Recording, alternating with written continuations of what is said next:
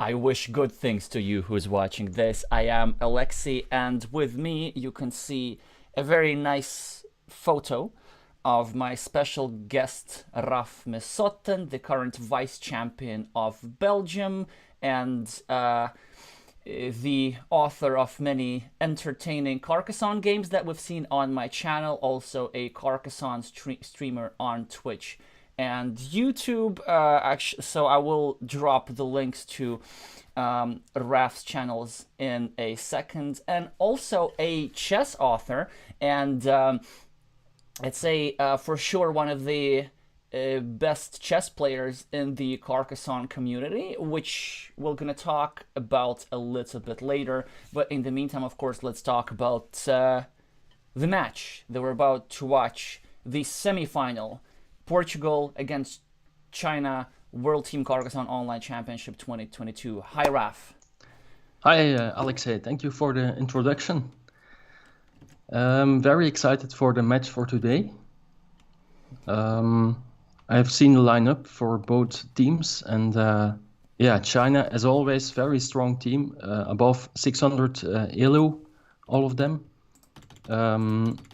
Portugal a little bit weaker, but still don't underestimate them, because they are already in the thus far in the semi-finals. So never underestimate a team. Yeah, well, and then they sort of, I don't know if they can be given an unofficial European Team Championship, because they are the, let's say, the only remaining fully European team in this championship. And we know we don't have a European Championship this year, because that's now going to be every 2 years instead of every year. So I don't know, maybe Portugal gets some kind of unofficial European Championship title. And also, I think in most of our previous games, in the quarterfinals against Catalonia, and in some of the group stagers, we have been underestimating Portugal a little bit, but then they just keep winning. So there's no reason why this can't continue today. On the other hand, I do think China is just incredibly strong, and well, it would be really. I think, yeah, to be honest, I think this is the game for the title. I think whoever wins this match will be the favorite in the finals as well, but that's just my intuition. Well, anyway, hi Afonso, hi Nico, hi V. So let's just go through the bracket. As you can see, Portugal will be playing China right now. Then later today, Japan will be playing against RCP. So we can expect the final either Portugal RCP, Portugal Japan, China RCP, China Japan. And no matter what, we'll be streaming at least one of the matches next week, either the final or the bronze medal match. So what's left to do? Let's go through the lineups. So for Portugal, we have the captain, or at least the former captain, I'm not sure how it's going on, the captain-ish figure, João Margarido. Then we have, with the screen name Sissi, on the second table, Silvia Lopes. Then with the screen name Mestre77, also quite a strong player. I've seen him on board game Arena. David Ventura. Then with screen name Priscos, we have Hugo Pereira. I know I'm now Americanizing the pronunciations, but I'm only doing it for the names which are like more international. And then we have the youngest player, and also the player who's participating in our prediction game and bets on Portugal to win the championship, so has extra motivation to win his duel, with a screen name Glovir Guilherme Neves. So for China, I don't really know the real names of these players. I know that the player with the screen name Dr. Taihan is, I'd say, by far the strongest, was at some point number one on Board Game Arena. Has very strong endgame calculation and a good understanding, strategic understanding of the game. Now the second player we've also seen a lot I guess this player, Team Belgium, will remember quite a lot because he was the one to deny Belgium the chance of playing here instead of China with a screen and Metal Cat.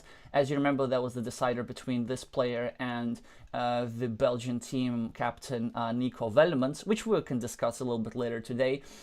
Now the player with the screen name Inspiration, I've played a bit, and probably that's that's the table where the Portuguese player would be a slight favorite, I think.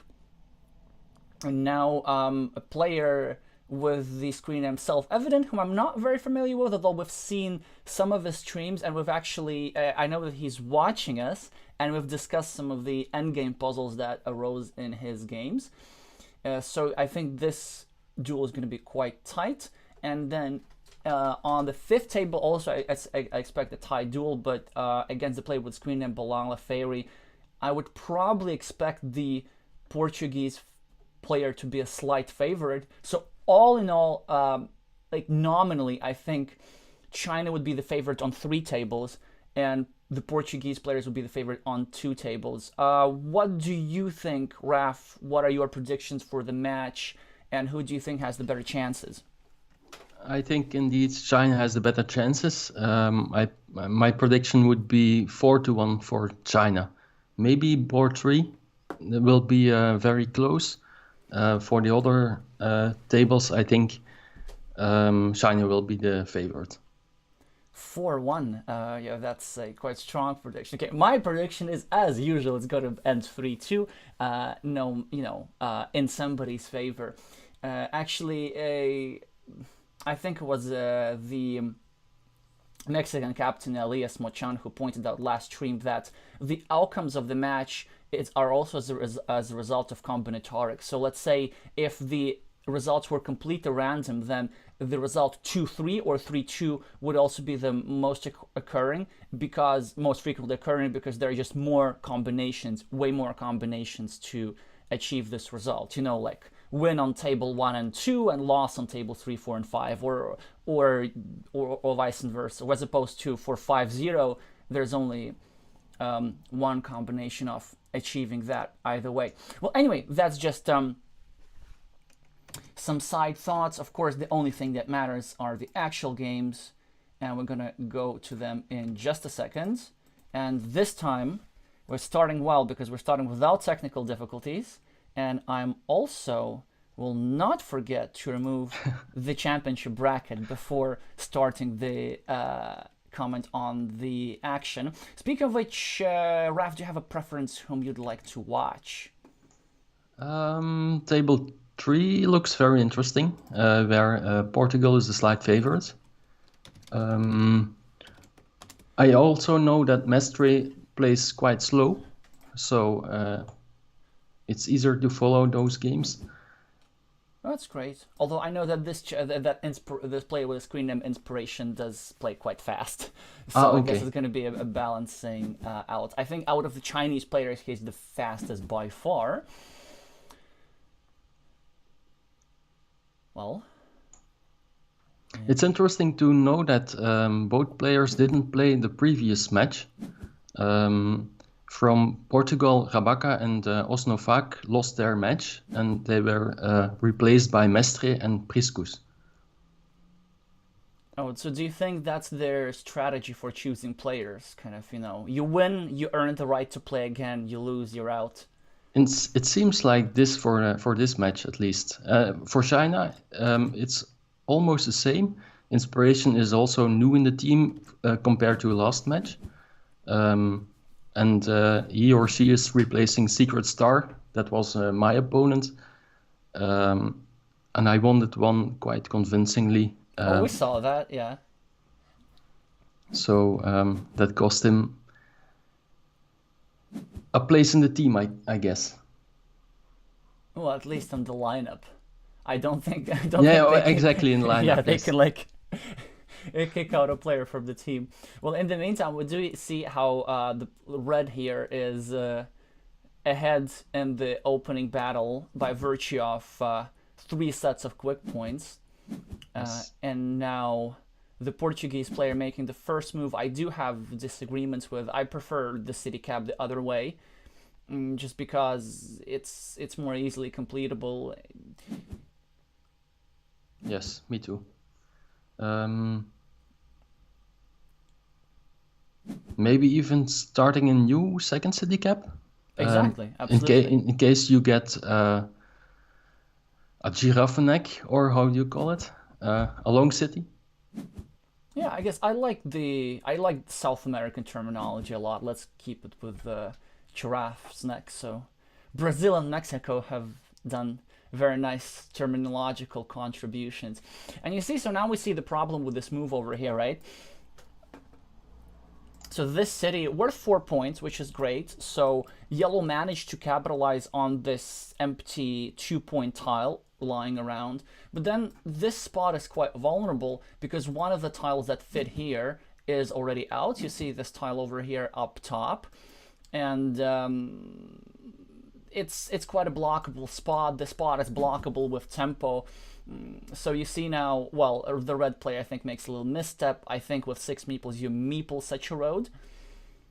And then now yellow is forced to defend, probably over here, but then this creates another blocking opportunity. And also, as a result, yellow cannot really take this ring road over here. Also, another downside for this situation is that yellow is now betting on only completing this city. So he needs to draw the 75% chance of getting this tile over here in this hole, and then getting another 88% tile over here, but then also this could be blocked.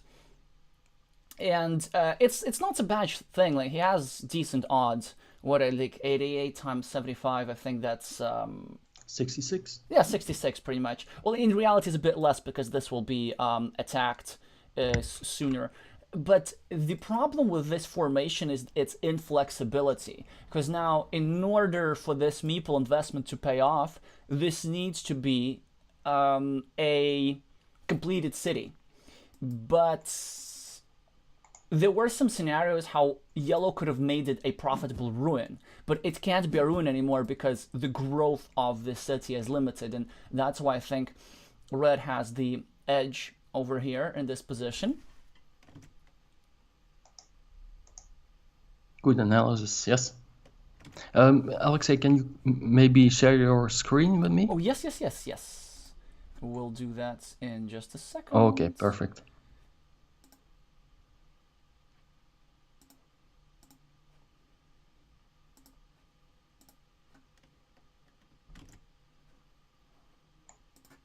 Can you see? I could for a second, but not anymore. Huh. I think you should be able to. Well, let me... What about now? Okay, that's perfect. Yes, thank you. I think I understand how this works now. Okay, but I do need occasionally to do this. By the way, interestingly, somebody is mentioning that... Afonso actually is mentioning that one of the Portuguese players is going for MVP. Apparently, Silvia Lopes won all her duels and only lost 1 game.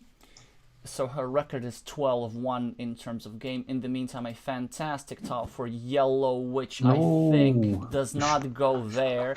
No, it goes the other way automatically. I mean, yellow cannot afford such stuff.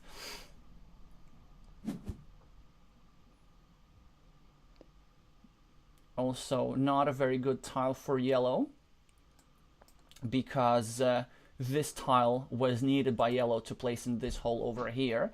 Well, yellow gets to benefit, probably defend their city, start an attacking platform on the red city, and even though the chances over here are now only 37%, which is, 50% for this tile, plus still the 88 for here, it's now completely unblockable.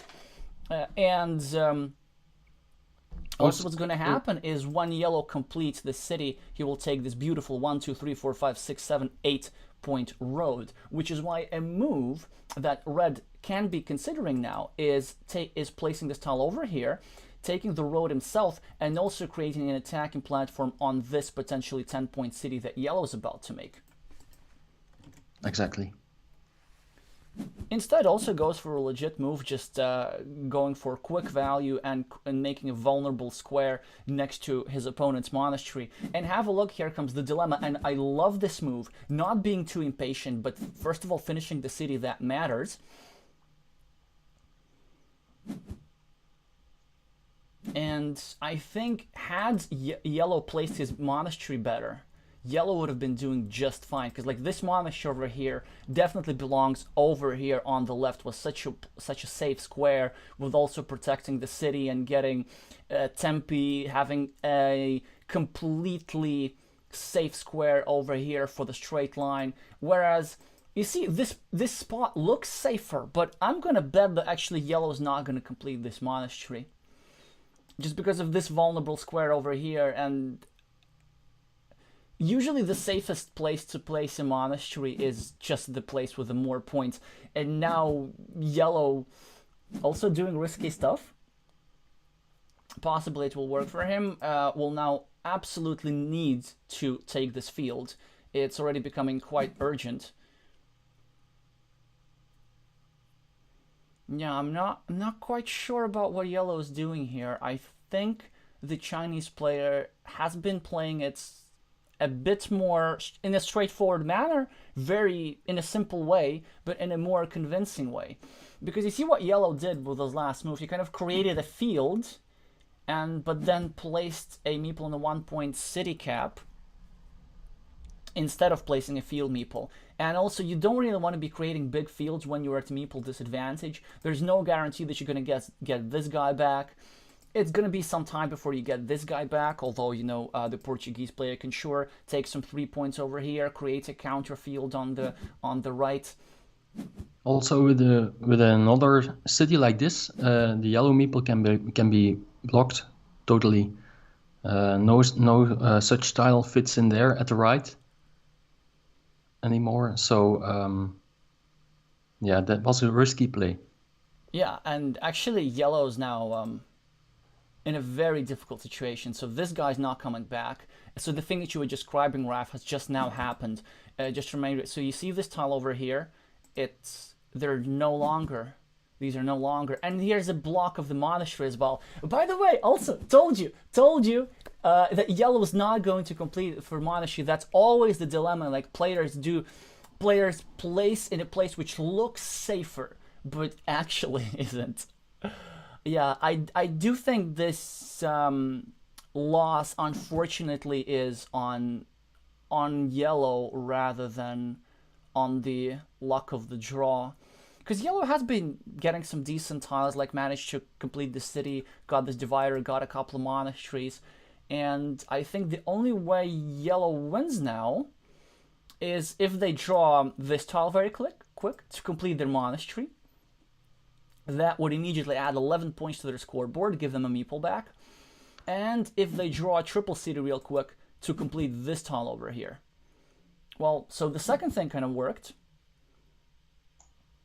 They're now thinking about a field meeple. I would not do it. They're thought better of it. There will be better spots. And actually, maybe Yellow's not doing all that bad.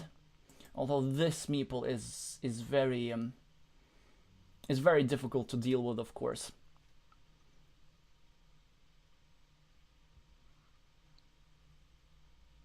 Yes, and red is in the field 2 times, so that's already 6 cities for 18 points. Compensates 2 monasteries, so it's a good move for Yellow to try to join the field. I think so, except I would probably prefer the 6-point field to do with. I would have preferred the other field for sure.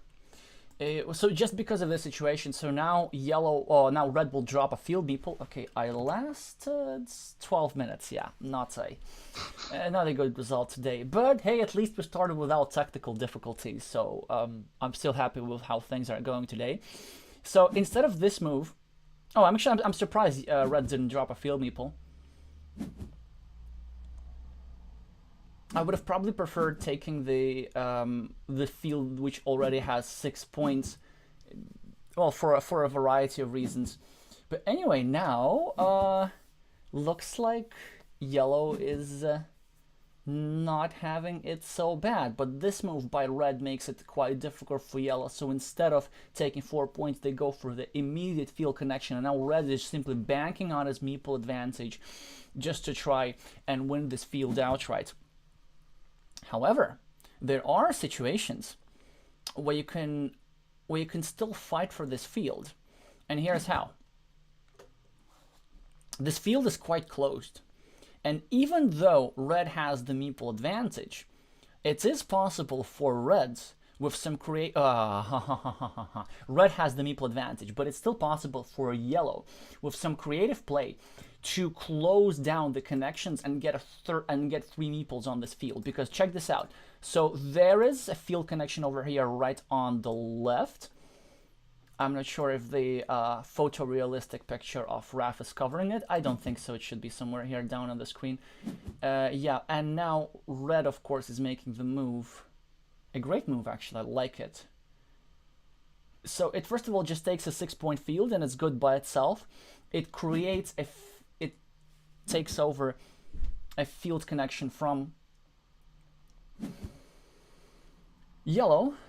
And it also creates a field connection over here with extra value with a 4-point road. However, yellow in the meantime start a city, and there's still 1, 2, 3, 4, 5, 6, 4 triangles. So only 2 triangles remaining, 2 triangles that are needed by yellow to complete the city. And if yellow completes the city, it will become quite sizable.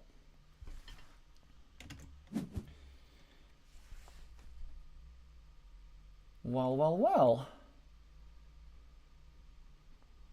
Not the best tile for yellow, actually, because even though he can put it over here, it doesn't really do much for him. I mean, it adds 1 point to the monastery, but at this stage of the game, you can't really meeple this road anymore. And you're also adding 3 points to your opponent's field. You're forced to add 3 points to your opponent's field. You are, however, creating another field connection, but then in order to win, yellow needs 2 more meeples to connect. However, I do think it is doable. In order to win, here's what needs to happen. Yellow needs to complete this monastery, yellow needs to complete the city, and then he won't even need to win this field. He can just equalize this field. And he can do that by hoping for this monastery with a road. So check this out. You take a field tile, place a field meeple over here.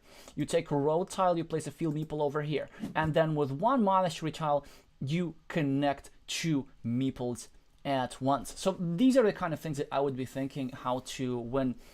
Any other ideas for comeback strategies here, Raf? I would count the points for sure and hope for a field is win condition, like I also did versus China last game of our last match. So, for example, yellow has 8 points for the monastery, plus 7 is 15, 19 for the city, plus 7, 8, 9 is 28. So currently 22 points ahead, but red, of course, also has points on the board. 1, 2, 3, 4, 5, 6, 7, 8 points. That's 24. So it's a very close fight at the moment. I would totally go for a field is win condition at this point, if I were yellow. Interesting. Yeah, it actually did not occur to me. Yeah, that's great, because actually this field, it's not that catastrophic. It is, well, it is 21 points, but it is scored with a 2 meeple majority, so it's 3 versus 1, which means that it is only what, well, it's not only, it's 11.5 points per meeple, which is quite a lot. It's quite hard to get 11 points with meeple, but here we go. But yeah, it's not impossible. So yellow did the correct thing, banking on this city. And now look at that. Maybe they don't even need the field. However, I mean, red is still in the lead. And I think a lot will depend on the ability of red to complete this city. And I can see at least 1 city cap that fits here, which probably means that there are more than 1. So yellow might consider doing this, exactly this, trying to block this guy over here. 1, 2, 3, but there's still one starting tile.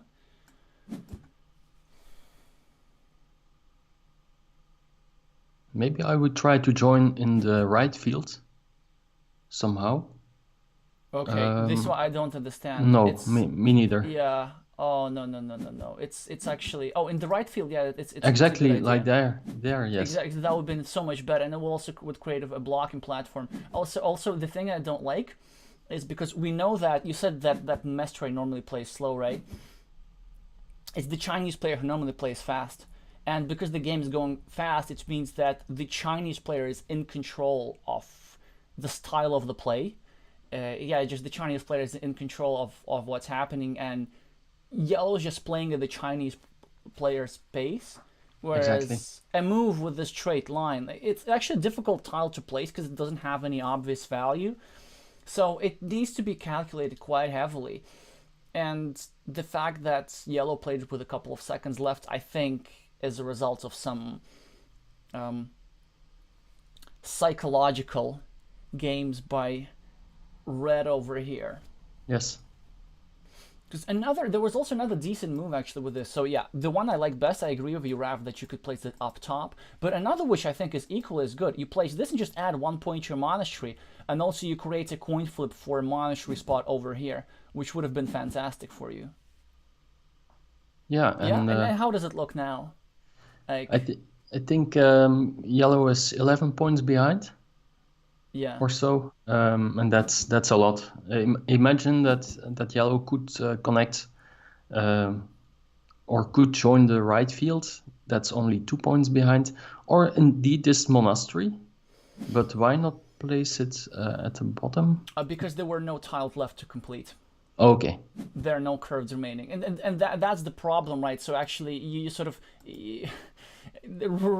Yellow killed his own monastery spot, Yeah. which is definitely something that Yellow would not have done had they spent more time.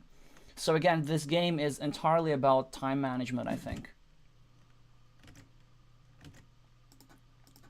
In the meantime, Alfonso, who is not on the lineup today, is confirming that this is the main strategy for choosing players. Indeed, kind of you win, you play again, you lose, you don't play, with some exceptions, of course. KK Spam is mentioning that it's quite a risk with Monastery to put in a spot where only 2 crossroads left. I'm probably referring to to an earlier Monastery placement over here by Yellow. I'd say it was a decent move. Yellow was behind, needed some miracles to happen, and also betting on 2 tiles is actually quite decent because it's a 75% chance. So you're the favorite to pull this out.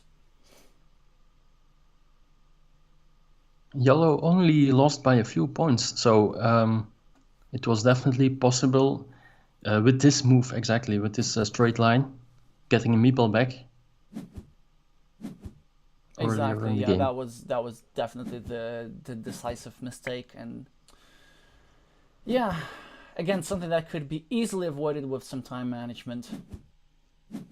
So probably on the table where they had the best chances, the Portuguese team is not off to the best start. Well, let's see, what was it going to be, -8 or something? Okay, -10.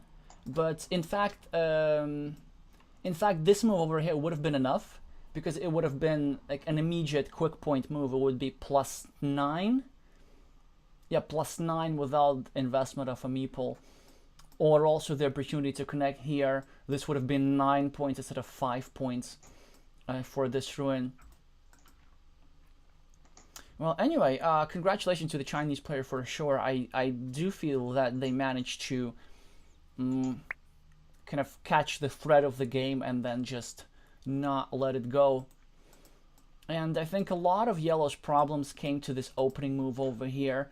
for being forced to build a city in a precarious position, and then being forced to defend, which didn't work out, kind of as a result missing out on the 7-point road. With the defensive move with curves, they missed out on 4-point road for a ring road over here. So all these small things add up, actually. One of the things why you want to build your cities in safe positions is not so much that you are forced to lose, that you can lose meeples. It's, of course, part of it, but also because you can be forced to make awkward defensive move instead of getting value for yourself elsewhere. In the meantime, let's see if there are any other games who have finished. Not yet, I think. Whom else should we watch? Or maybe let's watch Hugo over here, because also they didn't play last time. Well, here the Chinese player looks like a strong rating favorite, and the result on the scoreboard confirms that. It looks like things are heading Raf's way, prediction-wise. Very big completed city. By whom? That's a good question. Yeah, or maybe shared.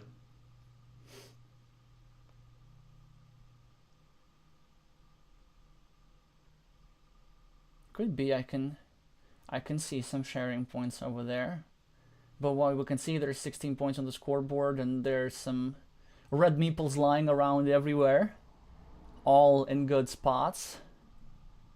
And blue does not appear to have much to show for it. Well, blue has this nice ruin over here, but the position on the board is overall quite equal.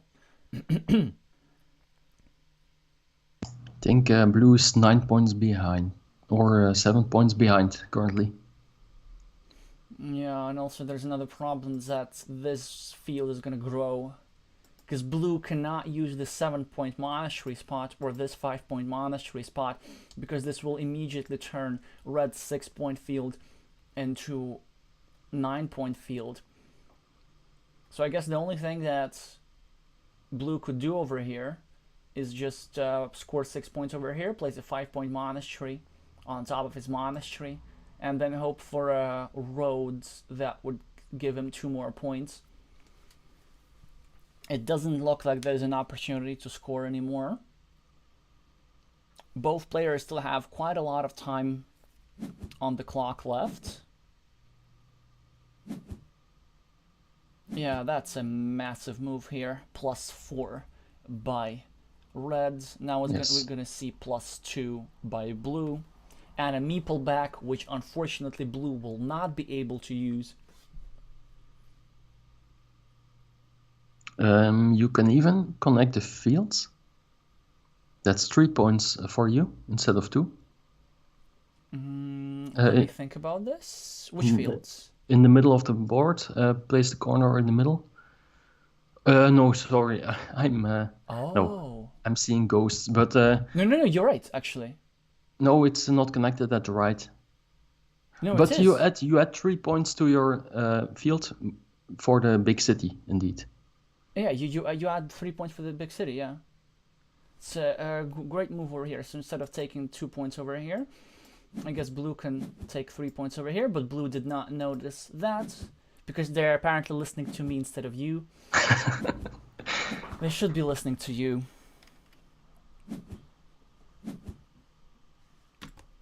But it will not be enough anyway.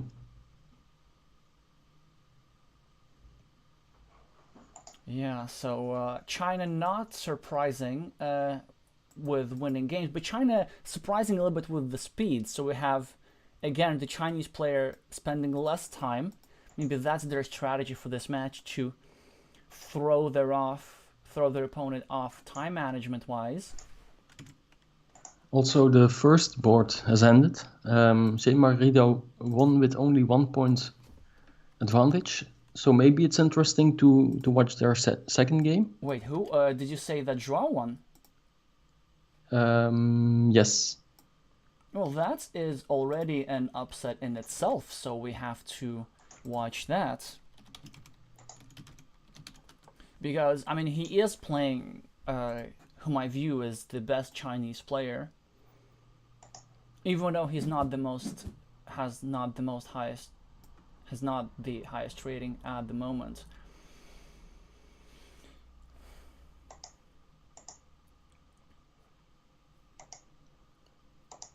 Well, we do have quite a close start over here. We see some big tiles, no quick points. So it's going to be close position at the game, and then it's one of those games where the city caps come closer at the end, and then one side can make a comeback by suddenly making a 21-point field. Maybe I'm thinking too much. Meanwhile, in chat, Nico is saying you can never have enough time. Well, you can. You just gotta make a move at some point. So probably for those of you who did not watch the quarterfinal match with us, Nico might be referring to first of all to his let's time management that must be causing a heart attack to the rest of the team. Exactly. Because if we know that the last game of the quarterfinals, Belgium versus China, was decided by time management because the team captain Nico Velmans went overtime. But also before that, the last group stage match against Catalonia, also with Nico in the spotlight, was not decided by time, but was close to that because Nico had like 2 seconds left at the end. Yeah, exactly. But it was a very interesting game, fighting for a field, and only a slight error at the end of the game because of the time, but very well played for the rest, I think. Oh yeah, sure. But then, like, to make you feel a little bit easier about this is, you know, if you spend more time, then you find better moves than your opponent. That's also part of it. Now, green has a very interesting choice over here, and he should spend at least 30 more seconds on it. So, the two main moves that I consider is closing the city cap over here, just kind of on the left, waiting for the tile to close your city. Make sure that there is no attack. Another move that I do consider is taking 2 points over here and then creating a vulnerable square over here. It has upsides and downsides.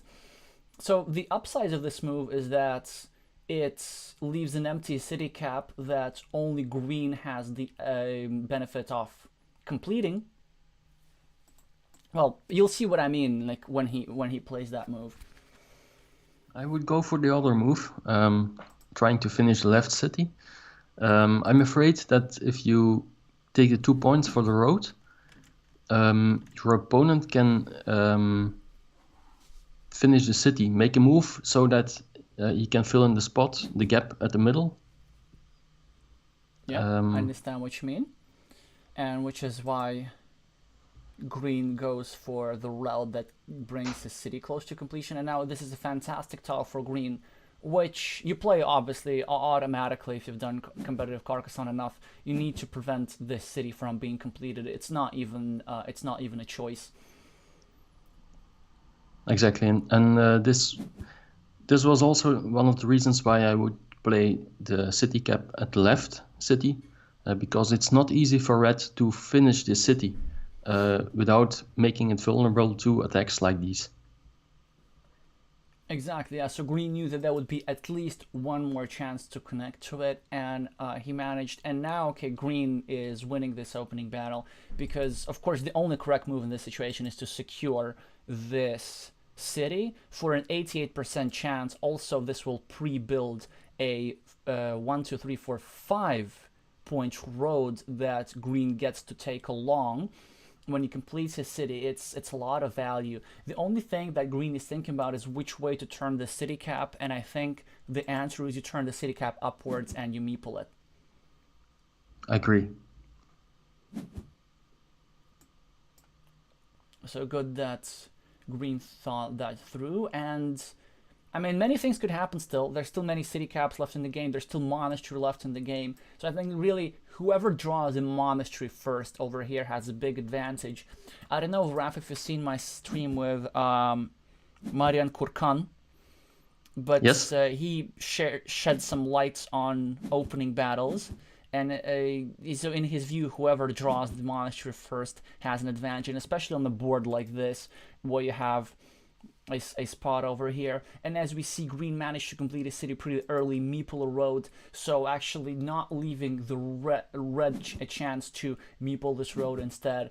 And if green also wins the coin flip for the monastery, this game will become extremely hard for red to win, which makes it all the more interesting to see how the Chinese player, the experienced Chinese player, will try to mount a comeback.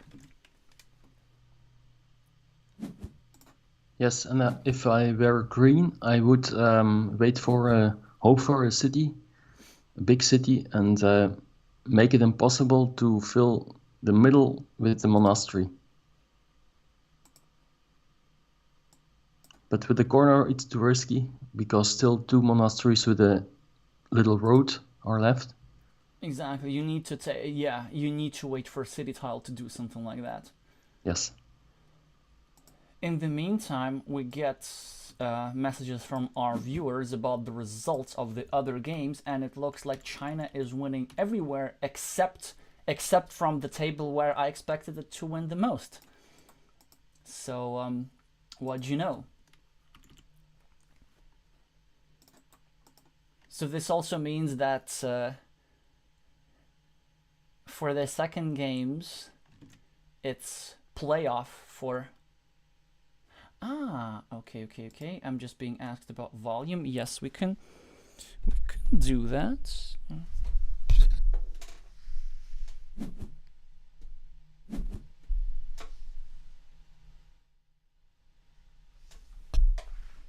Is that any better? What if I do something like this? No, I can't sit like this all the time. I'm just gonna try and increase the volume in natural ways. Let me know, Mingo, if it became any better. Okay, back to the game.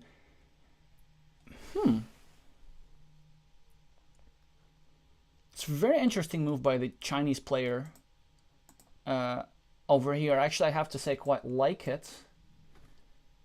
But I'm not sure if that's really going to be enough, because it ensures an advantage in a midi battle, and it gives you alts to complete this city. Actually, I do quite like it. But again, I think it's just the monastery that's going to decide everything. So now green has 2 choices. The one, this is the classical, yeah, I totally agree with it. It can be done. But another one is you can place a tile like this over here and meeple a field. Now both opponents exchange with the same tile, now creating some re-attacking opportunities over here, which I would close probably if I were green. A move I like for green is placing this guy over here and even meepling this road. But range of options here, range of options. Could start a blocking attack on red over here, given the low number of crossroads remaining. But it's good that green is thinking, because it's really curves, straight lines, these seemingly useful tiles, these seemingly useless tiles that show the skill of a player. So can we brainstorm some ideas, Raf, here? What do we do with the straight line? This is a good move, but I would have meepled the road, or maybe even the field. The field is yeah. too early, I think. I on do the think other so. Yeah, hand, I like meepling the road. Yeah, still 5 long roads are left, straight lines, so I would go for that. And unfortunately for green, red now has taken the monastery at the middle. Well, that was sort of I'd say red's only chance to hang by threads in this game. Yeah. Which means that this game is going to get interesting, because I think if green gets this, then it's over for green. True. Okay, now this is a very interesting situation. how is he going to prioritize? I'm so surprised by this move. Yeah, why not try to complete the city at the south? I would have liked that instead, I think, because so what you're doing now is you're just adding, well, one more point potentially. It's than this, because if you add the triangle over here, it's already a guaranteed point, and the thread that it creates causes your opponent to divert attention to the city, and which I think is just fully worth you know, the missed point over here. And also completing this city is not guaranteed. So what Joao's going to do is probably stick in a curve over here, possibly drop a field meeple, maybe do it without a field meeple. Maybe he can think of some other blocking attacks.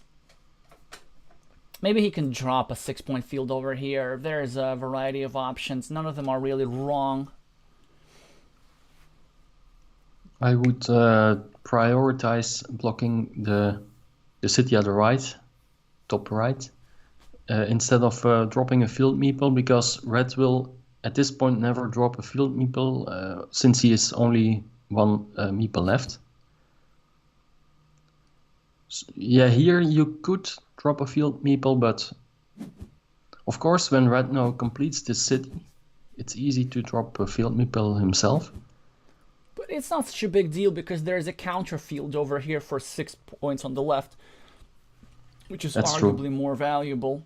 No, an automatic move for the Portuguese play over here, 3 points on the left and creating a vulnerable square next to his opponent's monastery. And the doctor does not draw the tile to complete his monastery. Instead, by the way, had he listened to us, his city would have been already prepared for completion. And now he's probably forced to just continue his city over here, which is not bad if you think about it, because it's not easy to attack from the side. A large number of curves has already been played. Well, 5. So there are still 4 curves remaining, but there's still a large number of city caps remaining, especially simple city caps. And just placing this tile over here, expanding the pool of the city caps that are suitable for red, sounds like something that red might be interested in. Yeah, you now have to stick with the plan of completing that city at the top. Which is probably not going to work now, because this is one of those moments where I would, as green, find a way to prevent it from happening. Like this. Yeah, but this is maybe risky. Still 2 dividers are left. That's true, but then you're banking on you drawing a tile like this before you draw the dividers. True. And you have all the odds in the world to do that. But now, as you see, had green meepled this road over here, this would have been already pretty nice. And I think a move that red is now considering is just meepling this road himself. Actually, I think you should do that. Yeah. 1, 2, 3, 4, 5, 6, 7. Like, where do you get 7 points in 2 moves? It's 3.5 points. It's 3.5 points per tile. And also you create, you create something interesting near these ruins over here, but... Yep. Good move. I mean, Joao will reattack the city, of course. But red is hoping to complete one of his roads so that he gets a meeple back, so that he has a chance to attack the city again. Now, also, if Joao places over here, he'll be able, red will be able to hinder this city connection, perhaps. But green still has to do that.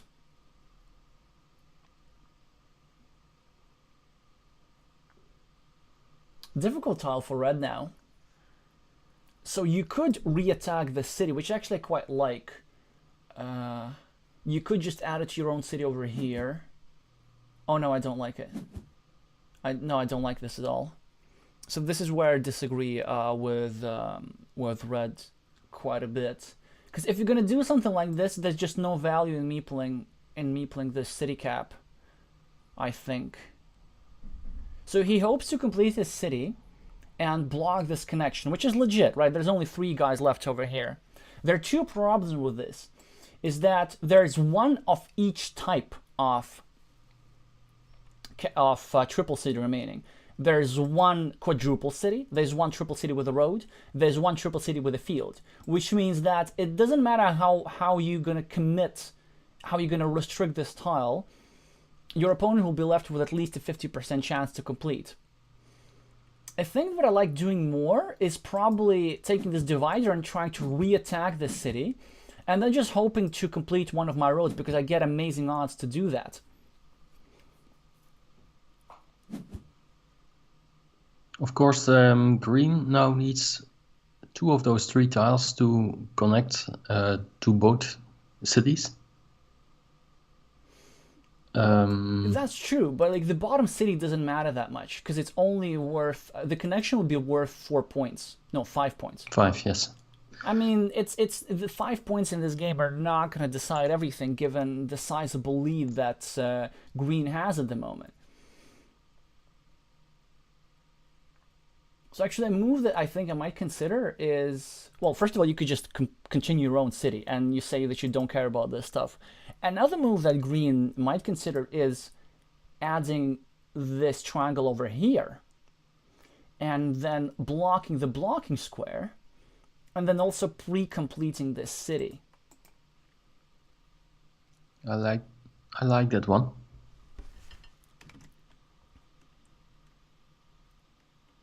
At least what Joao is doing very well is his time management. He's definitely thinking in moves which are not obvious. He's not really thinking in moves which are obvious. Or maybe he spends a few seconds to double check his options. And probably this time management is what might have won him the first game. In the meantime, I'm going to check if there are other results. So interestingly, the Portuguese player maybe rethought their time management and Mestre equalized their game against Inspiration. And I wish they weren't so secretive about their real names. Kind of feels silly to do that.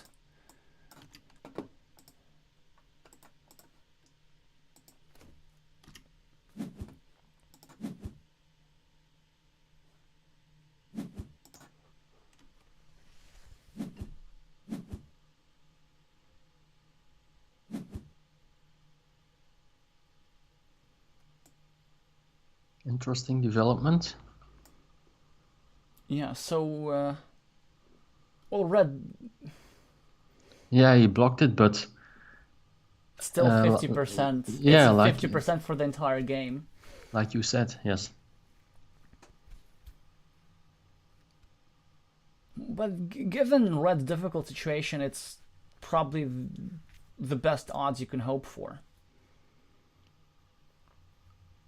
There are also some scenarios how maybe you can get another attacking platform and then you can re-attack this ruin and then you flip both for this spot and for this spot. Right. Now, also not the easiest decision by green over here. So for example, you could just start building a monastery, but if you do start building a monastery, you need to think about how you're going to complete it because 5 points is just not going to be enough. So now this is a point where you really need to spend like 2 minutes counting out all the tiles, like how many curves there are, how many straight lines there are, like how am I going to build up this monastery if I place it over here. And if you decide if it's not enough, you can just block this city. Actually, just make sure that red does not have any crazy outs over here of completing this city. Or you can just simply take a 6-point field, which will be easily turned into a 9-point field. So any thoughts on that, Raf? I like the 9-point field, indeed. That was my first thought as well. I think if you start building a monastery now at the right, you are not getting it back. That's my instinct tells me that, but maybe I'm wrong.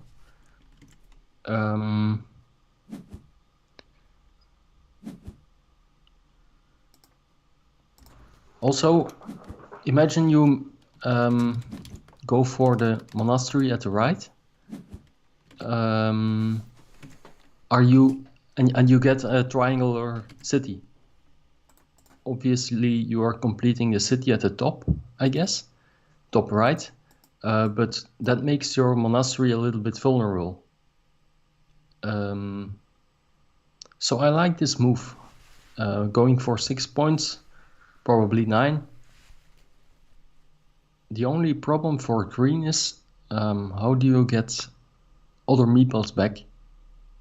Well, there's a simple answer. You don't. Yeah.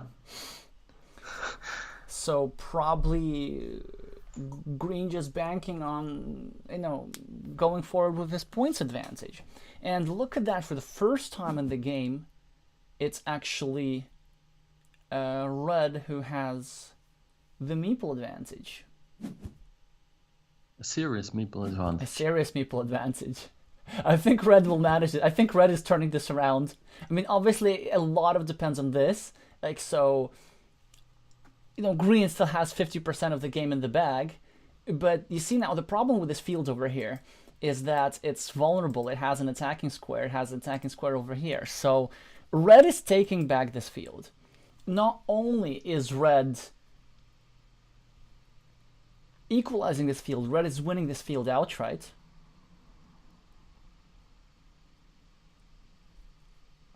Yeah. I do see some moves for green perhaps to trying to mitigate this. Maybe like dropping this city cap into his field for in a strategic way. We'll see, but I think this road was crucial in the Chinese player managing to start a comeback. Which is why, folks, you meeple stuff. You meeple stuff not because you need it, but because you don't want your opponent to get it. Exactly.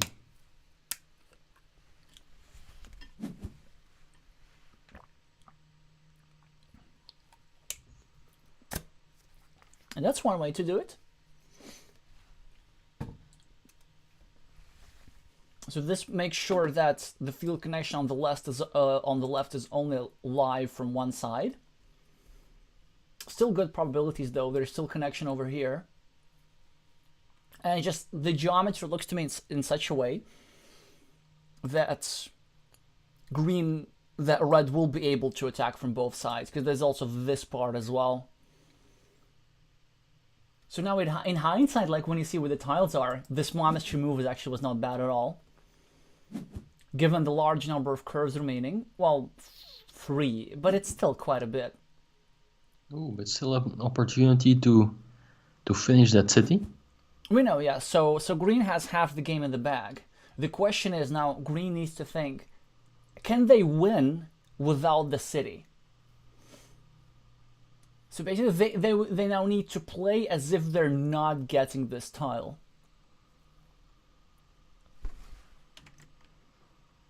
Green only 1 point ahead at the score. So it will be difficult. Connecting the big city in the center is one option, because you have a meeple disadvantage. So make sure that your opponent doesn't join the field at the left with the second meeple is also important. Maybe put a straight line horizontally, 2 tiles above your field meeple, protecting the field.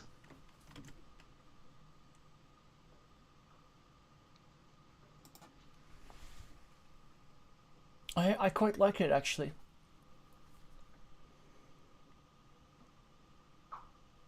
Because you don't want your opponent to have easy 9 points.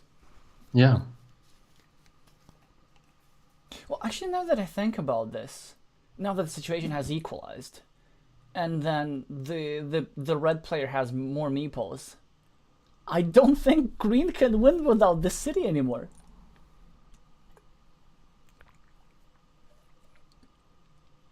If anything, red is now in the lead.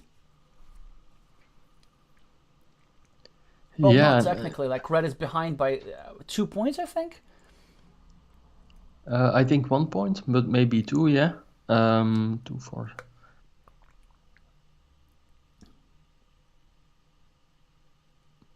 So 1 point, you're correct. 1 point. So, I mean, but they have a spare meeple, and obviously you can score at least 1 point with a meeple. are you going for the little circle at the top? Or is it too risky with your second last meeple? Well, I think this is the moment where you count the number of curves, and it looks to me 1, 2, 3, 4, 5, 6, 7. Yeah, I'd do it. Oh, but check this out. So he goes for the field connection instead, which I think should be okay. It's reasonable. But then there's scenarios how you don't get any curves at all. 1, 2, 3, 4, 5, 6, 7, 8. Now I'm not sure if I'm such a big fan of this move, because then what you're doing now, if you don't get the curve, then you just have a field for 0 points. 1, 2, 3, 4, 5, 6, 7, 8. So there's 1 curve remaining, and all Joao has to do is just place Malish over here and make sure that this probability stays 50%. Yeah. Which is why I completely agree with this move. Yes, this is one of those moves where you need to say no to 2 points just to get the better probabilities. And now actually all you need to do is, given that green is now at +1, it's enough for green to either draw a curve or draw a triple city. Exactly. Or draw the other 2 triple city tiles to connect this. So actually, I think now red can only win with the curve. Yeah, that curve move, I didn't like it. I mean, it's geometrically it works well, right? So basically, you have a 50% unblockable, and then you have a decent chance over here for some extra tiles. But precisely because of a scenario like this, I mean, and given your meeple advantage, I just want to. So whenever I have a meeple advantage, I want to make sure that I can capitalize on it. Like I don't want to give up on it too early. And I think just a simple ring road could have been the way to do it. Exactly. And also you can finish the ring road potentially with a field meeple, with the insurance of if green manages to finish the big city, you will also get 3 points for that field extra. Probably green will win the game when he finishes that city, but still, a bit of insurance is always nice.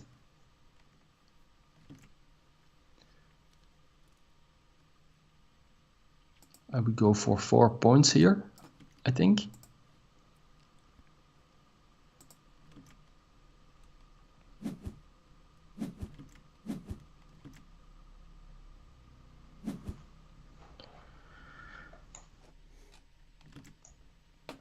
In the meantime, we see that Portugal is equalizing a lot of matches on a lot of duels on the other tables. Oh, interesting. Maybe they heard us discussing time management.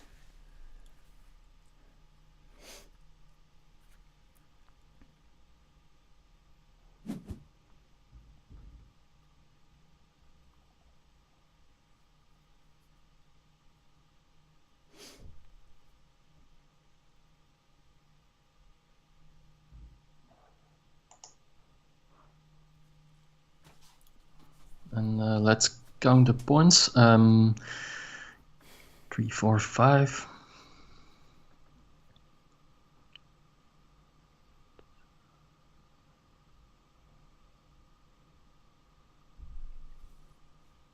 According to my calculation, green is a +2. +2, exactly, yeah. Love this move over here. Make sure that red cannot draw a divider and drop a field meeple. Exactly.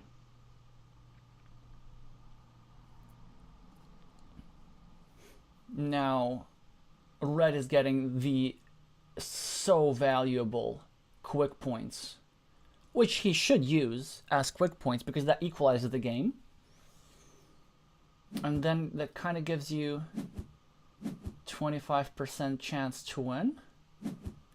Or maybe no, not necessarily. Maybe now, yeah. You see, it's all this does is kind of creates a bunch of coin flips over here. So now, okay. So now the critical tile has resolved, which means red has still a chance. Red is at -4 as we established, as a result of Joao scoring this 4-point city. So this tile is not working over here, which means that there's only one tile that fits over here as well, one tile that fits over here, which means that they're likely not going to be used. We also know that if red draws the remaining triple city, red will be able to use it over here and score a 4-point road. So red is in a good situation in the sense that green needs the same tile for different things. Red is now at -3, but now he gets it. Green gets it, and green will be able to go from -3 to from +3 to +8. He should not take the 4-point road over here. Instead, he should connect to this city and score 5 points and be at +8. And then they're going to be flipping for the curve, because remember, the curve is giving 12 points to red. Will you look at that?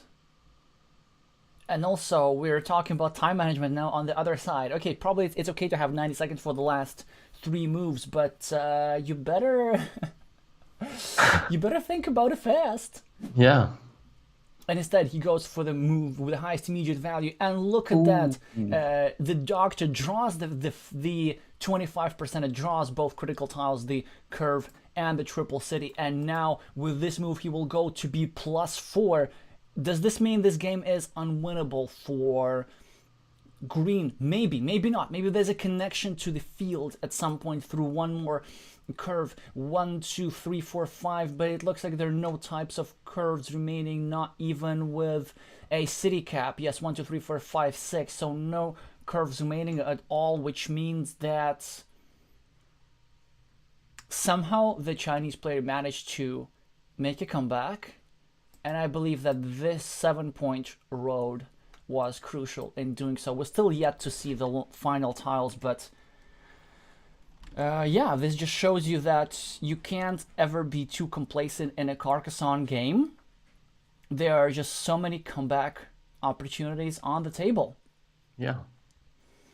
And by the way, the main move that obviously red will connect to the field, he was just thinking which connection is best. But this is the best one. This is the best one indeed. And well, there's really nothing much that green can do over here.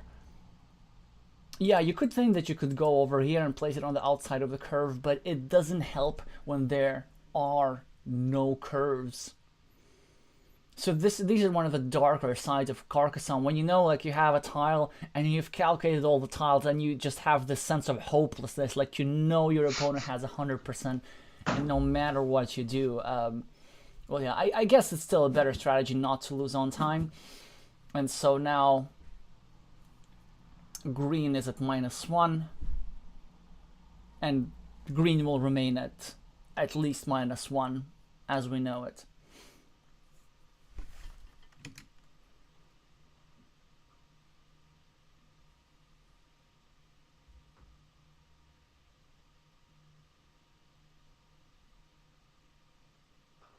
So it looks likely that the score might be 1-1 in all duels after this. Oh, that's something I didn't expect. Oh, but that's just all the more content for us. That's great stuff. Of course.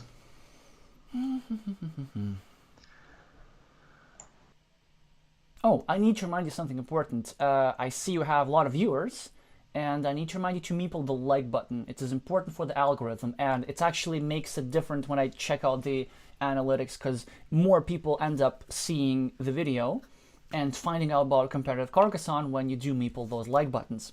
And if you're here for the first time and you would like to watch these streams again, then do make sure to place a farmer on the subscribe button as well, and click the bell for notifications. Also very important.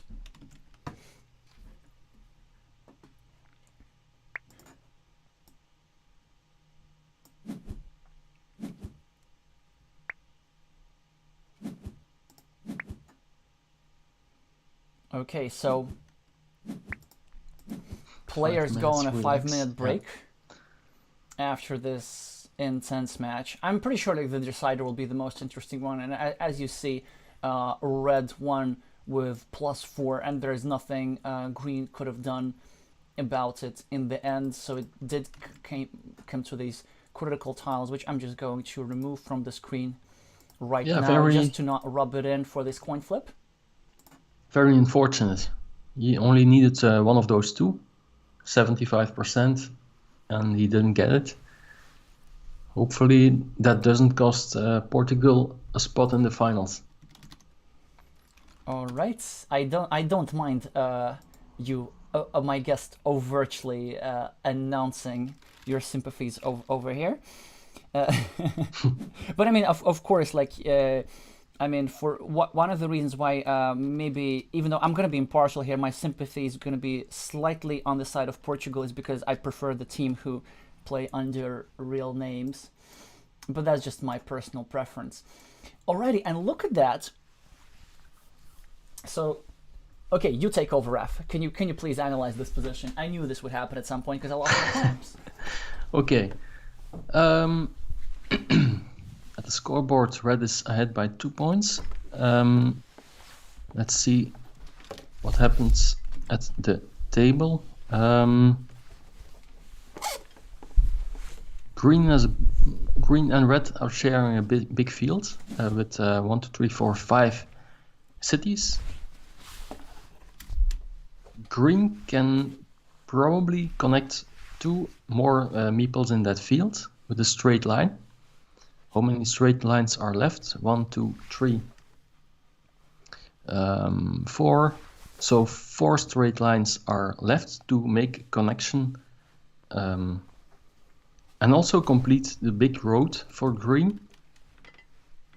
But by connecting this, also the red meeple at the right will connect to the field because of the monastery with the road at the south. So very interesting setup.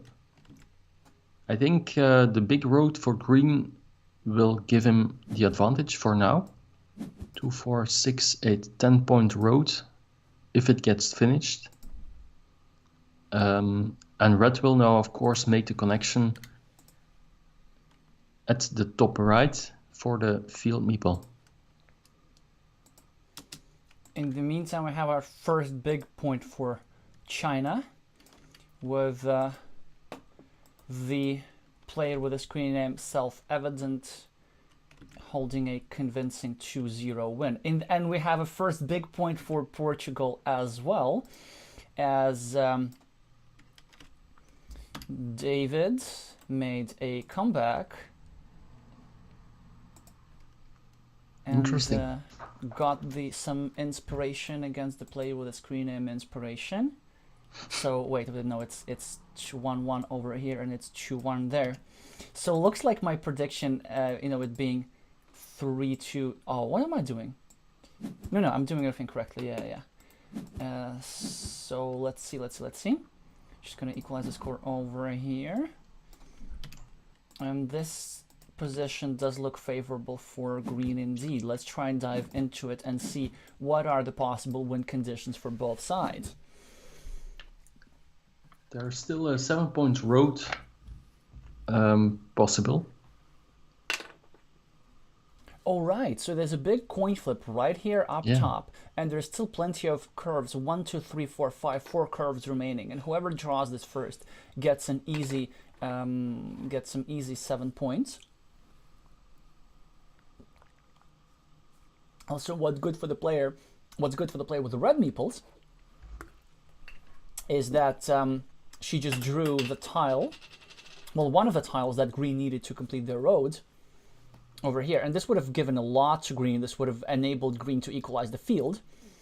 And 1, 2, 3, 4, 5, 6. Yeah, the odds are already looking a bit slippery. Of course, still 2 tiles remaining to fit here. Green has a 75%, but as we seen in the previous game, 75% are they don't always you don't always convert on them.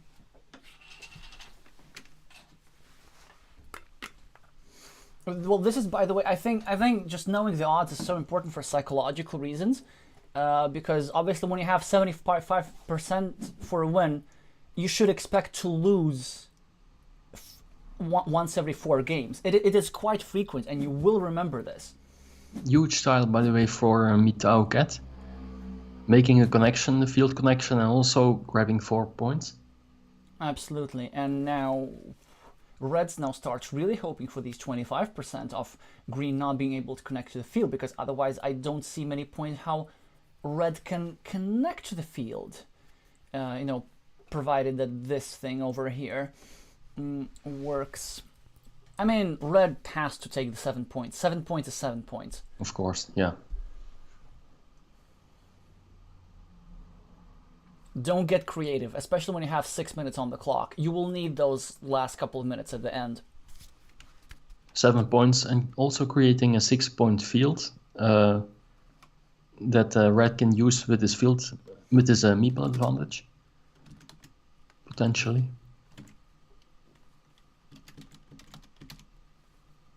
No need to think here.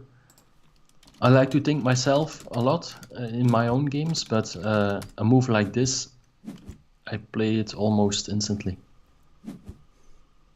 Well, I guess you can count the tiles for future and maybe see how many cards are remaining. But yeah, there's nothing wrong with taking your time. Maybe just when you're getting at a slight time disadvantage, that's a good situation how you play quicker. By the way, time management tips. So if you see that your time gets under 5 minutes with some critical decisions left behind, and there will be critical decisions because Red will need to be very creative in figuring out how she reconnects to the field, then you do play those moves instantly just because, well, I mean, how can you not? You can't just give 7 points to your opponent.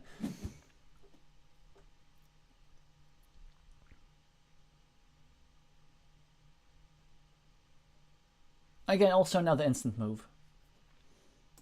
Yes. I believe. So if this goes over here, you get 4 points and you get some outs for completing your city, actually. I believe there's still a city cap with a curve that you could put over here, and then another city cap that you could put over here. And at the very least, it creates some threats. So again, I don't think that Red has the luxury of thinking here. Totally agree. These 4 minutes will evaporate most quickly. On the other hand, I would like for us to talk about some other stuff. Raf. All right. Actually, let's do it now. So, obviously, I think we've already kind of discussed quite a lot of your games on stream, but I wanted to ask you about chess a lot, because not only you're a high-rated chess player, you're also a chess author, and I wonder if this, and look at that. Ooh. Yeah, maybe we can just talk about chess a little bit later, because this is such an, I mean, it makes sense. So you want to equalize the field, and there's still one tile that fits over here. So I see why that's a thing. But then on the other hand, this would have created a serious threat, right? You go over here, then Red would have gone over here. These are already extra 5 points, and then just preparing to pounce over here. Interesting. Still one big city tile left that fits in that spot. Exactly, but then but the value of this move decreases so much when we don't have that tile over here yet. Here's another problem that Red has, is that there's this spot. So Green in fact can connect over here without really completing his roads. Yeah, and maybe Red now has to make the connection and giving 6 points for the road to Green, because yeah. Well, I mean, red could do it later because the thing is, like, if red draws a monastery, then they will be able to connect through the right. True, true. It just seems to me that sort of red decided that they want to win the field, or at least equalize. But the thing is, like, the equalizing could not necessarily be enough. Well, they are at +3 at the moment.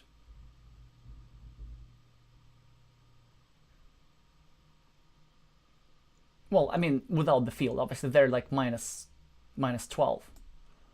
Yes. Which is why I think, because this field is actually not that big, well, It's impossible to win without a field, I think. you think? Well, No? but if let's say if this field were to stay small with 15 points, and let's say if red draws the remaining connection over here, and as a result red has this mini advantage over here, and then maybe red draws, and maybe green draws a curve to connect, and so green loses 3 points, then this means that red has a 6-point field over here, and green has an overfarmed 15-point field over here, meaning that green has only a 9-point advantage on the farms, and with this tile over here, with the triple city over here, and with a completed city, it more than outweighs these 9 points. So the reason why I like this move over here just still keeps your win condition flexible. Yes, exactly. Now you need, yeah, I think 9 points is enough to win it for green. Yeah, and also this is the kind of move which I just really don't like, and I think, I mean, that's what makes, I mean, this Chinese player an uncomfortable opponent, because they just block in situations where I weren't. Yeah, they sort of reduce the probability for you, but they do not take 3 points, and they block in an incomplete way because there still is one tile that fits over here. And then they draw it, and then you can say that there was like a brilliant move or something, but just mathematically it doesn't work out that well in the long term. So you typically only do it to, I don't know, you only should do it if you think that your opponent is stronger and can outplay you. So that's why you always go for this reduction of probability. But I'm generally not comfortable of like giving my opponent 50% for the game. Yes. And will you look at that? So now, well, obviously this connection will not be completed. Yes, exactly. And let's see if I have any simple city caps left. Well, there is one simple city cap, I think. So probably what red will do is just she'll hang tight and keep waiting over here. Okay, so red is at +3, but red is also at -9. So red is at -6. Red has multiple win conditions now. Okay, so one of them was getting this tile because it immediately gives red 5 points. Yes. And then now I think all will come down to the simple city cap over here.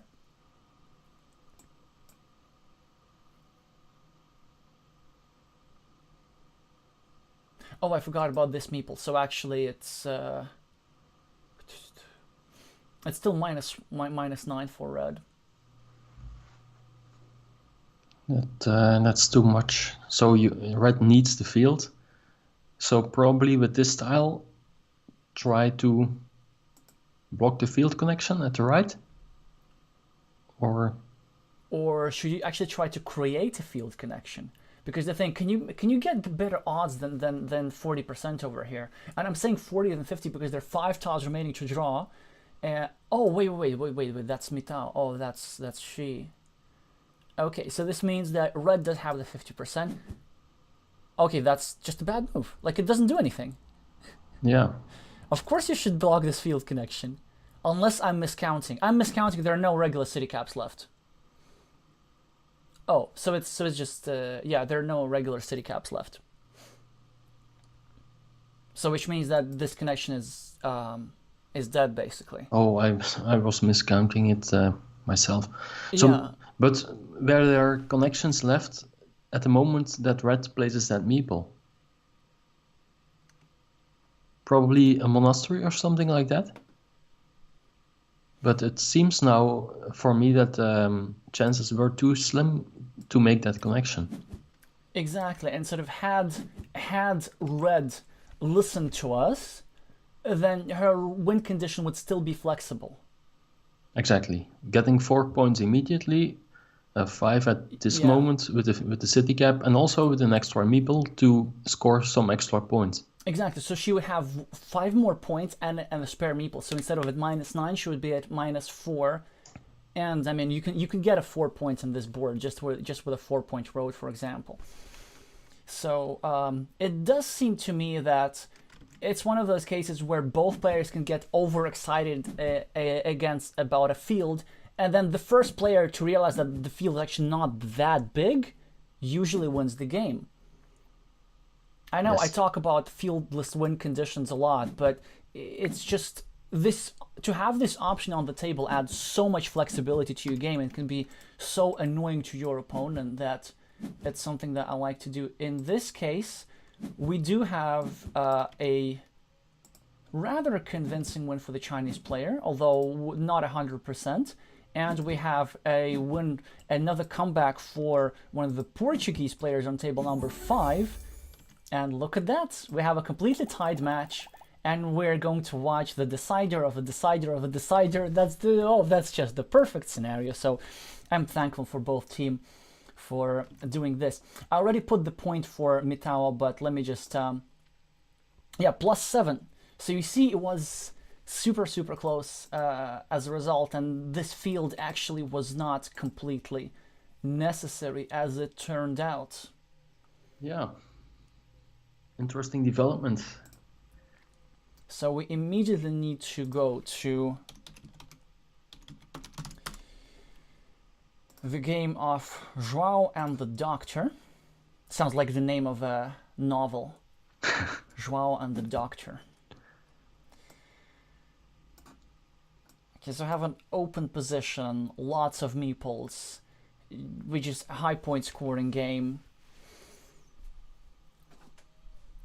Red is going for the fields, and green is trying to score points in other ways. The divider, both dividers are out, so on the table, so not possible for green to finish the city with one tile in the middle of the board, but still possibilities to make it a big city and finish that big city, I think. Although only one starting tile is left. No, I don't think finishing this city should be on green's priorities, really, because red has kind of a poorly placed farmer over here.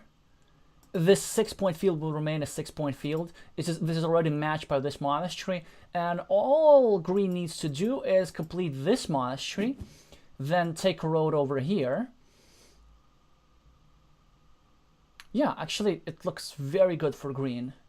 But then again, we said that a few games ago. And also, we need not forget that red has these fields over here. And I think in green's best interests, it would be to place a straight line over here to connect these fields. Yes. And then just winning with the monasteries. Oh, it's actually going to be a very close game.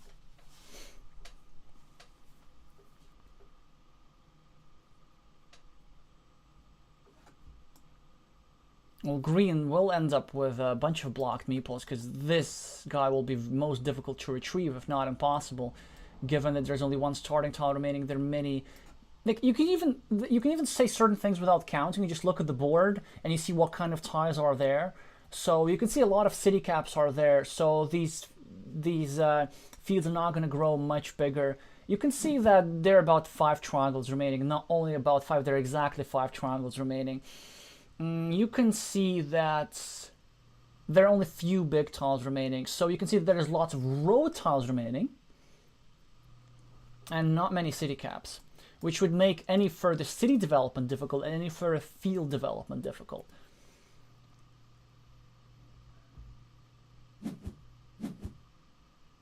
Oh, interesting, meepling the road.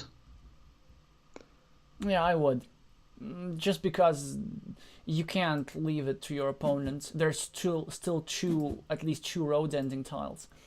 I'm not sure. Maybe I would have just taken 2 points instead. Well, this worked out for green quite nicely. Oh, yeah. But then again, how greedy do you want to be? Maybe do you take 4 points over here, or do you just finish your road? And I guess finishing your road is pretty good, right? And then you, if you want, you can. I think you can even meeple one more. 3 points over here is maybe not ideal. Some points over here is not that bad though. Oh, you know what you can do? 1, 2, 3, 4, 5. You can even take 2 points over here. Oh, and hoping to finish the road with a straight line. Pretty much, yeah.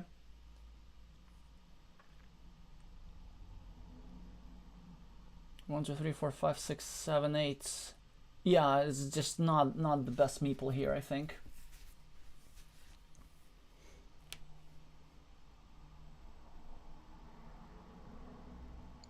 Well, anyway, in any case, we're going to see field versus everything else. Or fields. A lot of the game's outcome will depend on whether green will manage to connect these fields, and it looks like you will not. Yes. So if I were red, I would just happily block myself off. Yes. With 12 points per meeple, that's just fantastic. What else are you going to score 12 points per meeple on a board like this?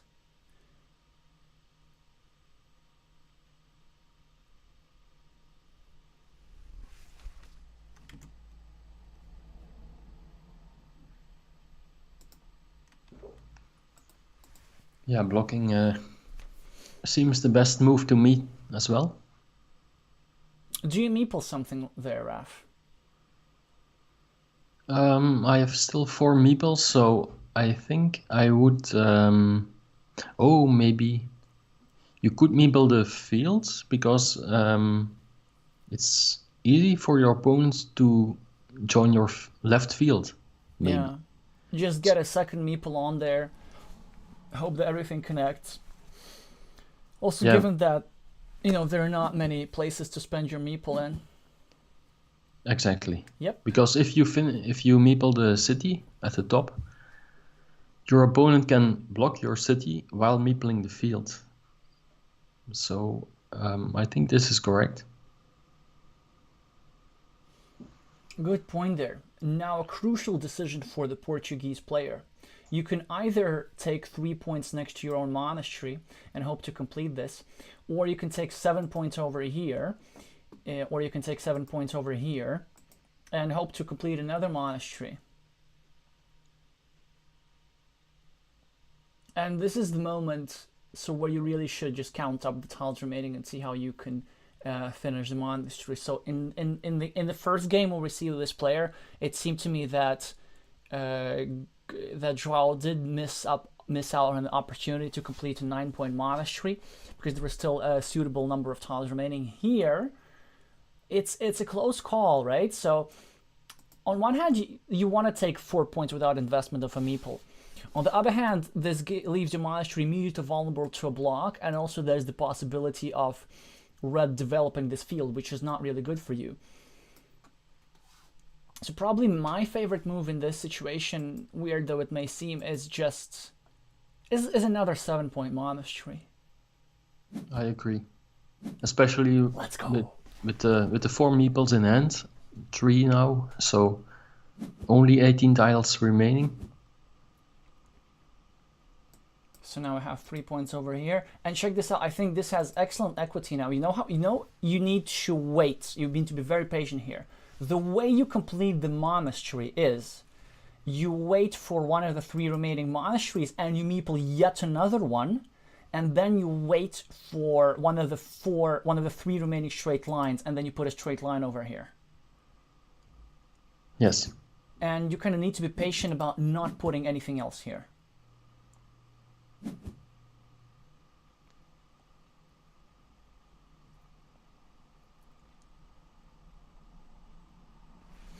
Well, I guess the doctor could connect his 2 fields, because it doesn't hurt him and it just gives him a sense of security, I guess.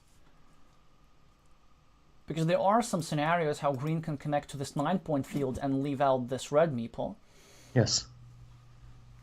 And now, of course, green will be hoping for the one remaining curve. 1, 2, 3, 4, 5, 6, 7, 8. 1, 2, 3, 4, 5, 6, 7, 8. Yeah, so there's still one remaining curve that gives him 3 points, which means that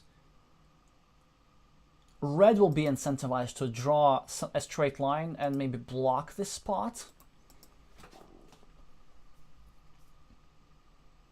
Or with this tile. Yeah, right now. So that's perfect, because otherwise you don't have value from this tile. Well, you can get 1 point, but like this city is not getting completed anyway.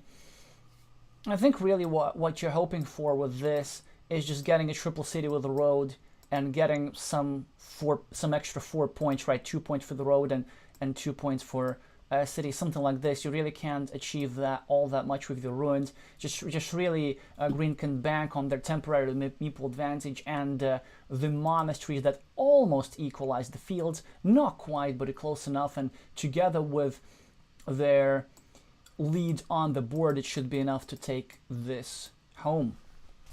Exactly. I have China as a losing finalist, so you are rooting for Portugal. So it's also a battle between us two, the two of us. Oh, so do you mean in the sense that because... Oh, yeah, that's actually always a good question. So since Belgium lost to China in the quarterfinals, do you want Team Portugal to avenge you, or do you prefer China to win the championship so that you can later say that you lost only to the champion? Yeah, I like the last one, personally.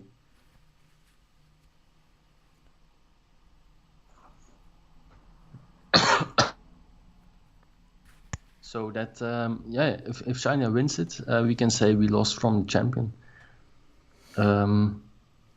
But maybe even better is when Japan wins it, China gets second, and I win the Carcassonne edition from your...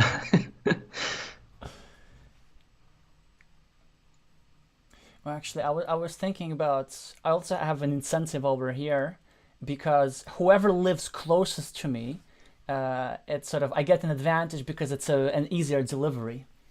Which is why here's a question. I think so. If one of the British viewers wins, then obviously I don't need to ship the Carcassonne anywhere. I can just bring it to the Mindsport Olympiad. But I know that some players from abroad are competing in the Mindsport Olympiad in London in August. So just wanted to ask, first of all, Raf, have you heard about this event? And have you considered participating there? The Mindsport Olympiad in person, where there's Carcassonne and a bunch of other games as well. And also, our viewers, is there anybody who's going to the MSO this year, this August? It's in London between August 21 and 29. I know of at least 2 high-caliber international players who are not reside in the UK, who already got their plane tickets and accommodation. But I was just wondering about you, if that's something that you were considering. I haven't heard of it at all, so... Mindsports Olympiad, kind of just the biggest competitive board games event in the world. There's Carcassonne, Catan, chess, by the way, poker, I know anything. There's even a discipline in creative thinking. Oh. And for pretty much for any board game that you can imagine, there is a competitive tournament, and it all happens in the span of 10 days in late August. In the meantime, the Chinese player managed to complete an important 6-point city. Now he's scoring 30 field points with 4 meeples. It's no joke. 2 cities over here, 6. 4 cities over here, 12. 40 cities over here, 12. And interesting, 1, 2, 3, 4, 5, 6. Taking advantage of the geometry, Red is able to score 30 points for only 6 cities. I think positions like this need to be studied, when you can drop multiple field meeples at the right moment and just make sure that they're all blocked and closed, and then you can get a massive advantage just because of that. I once lost a casual game against the Chilean captain Diego Acevedo, when there were like very few, well, there weren't many cities, but he placed field meeples on all sides, and he ended up having 45 field points and like scoring 3 times for every city, and all the fields were blocked, just like the middle central field, so there was just nothing I could do. So it was a very memorable game for me. You couldn't win without a field. Of course, 45 points is too much. Yeah, there was just like no other features on board. I mean, I had some measly monasteries, but I mean, what's that's gonna do for me?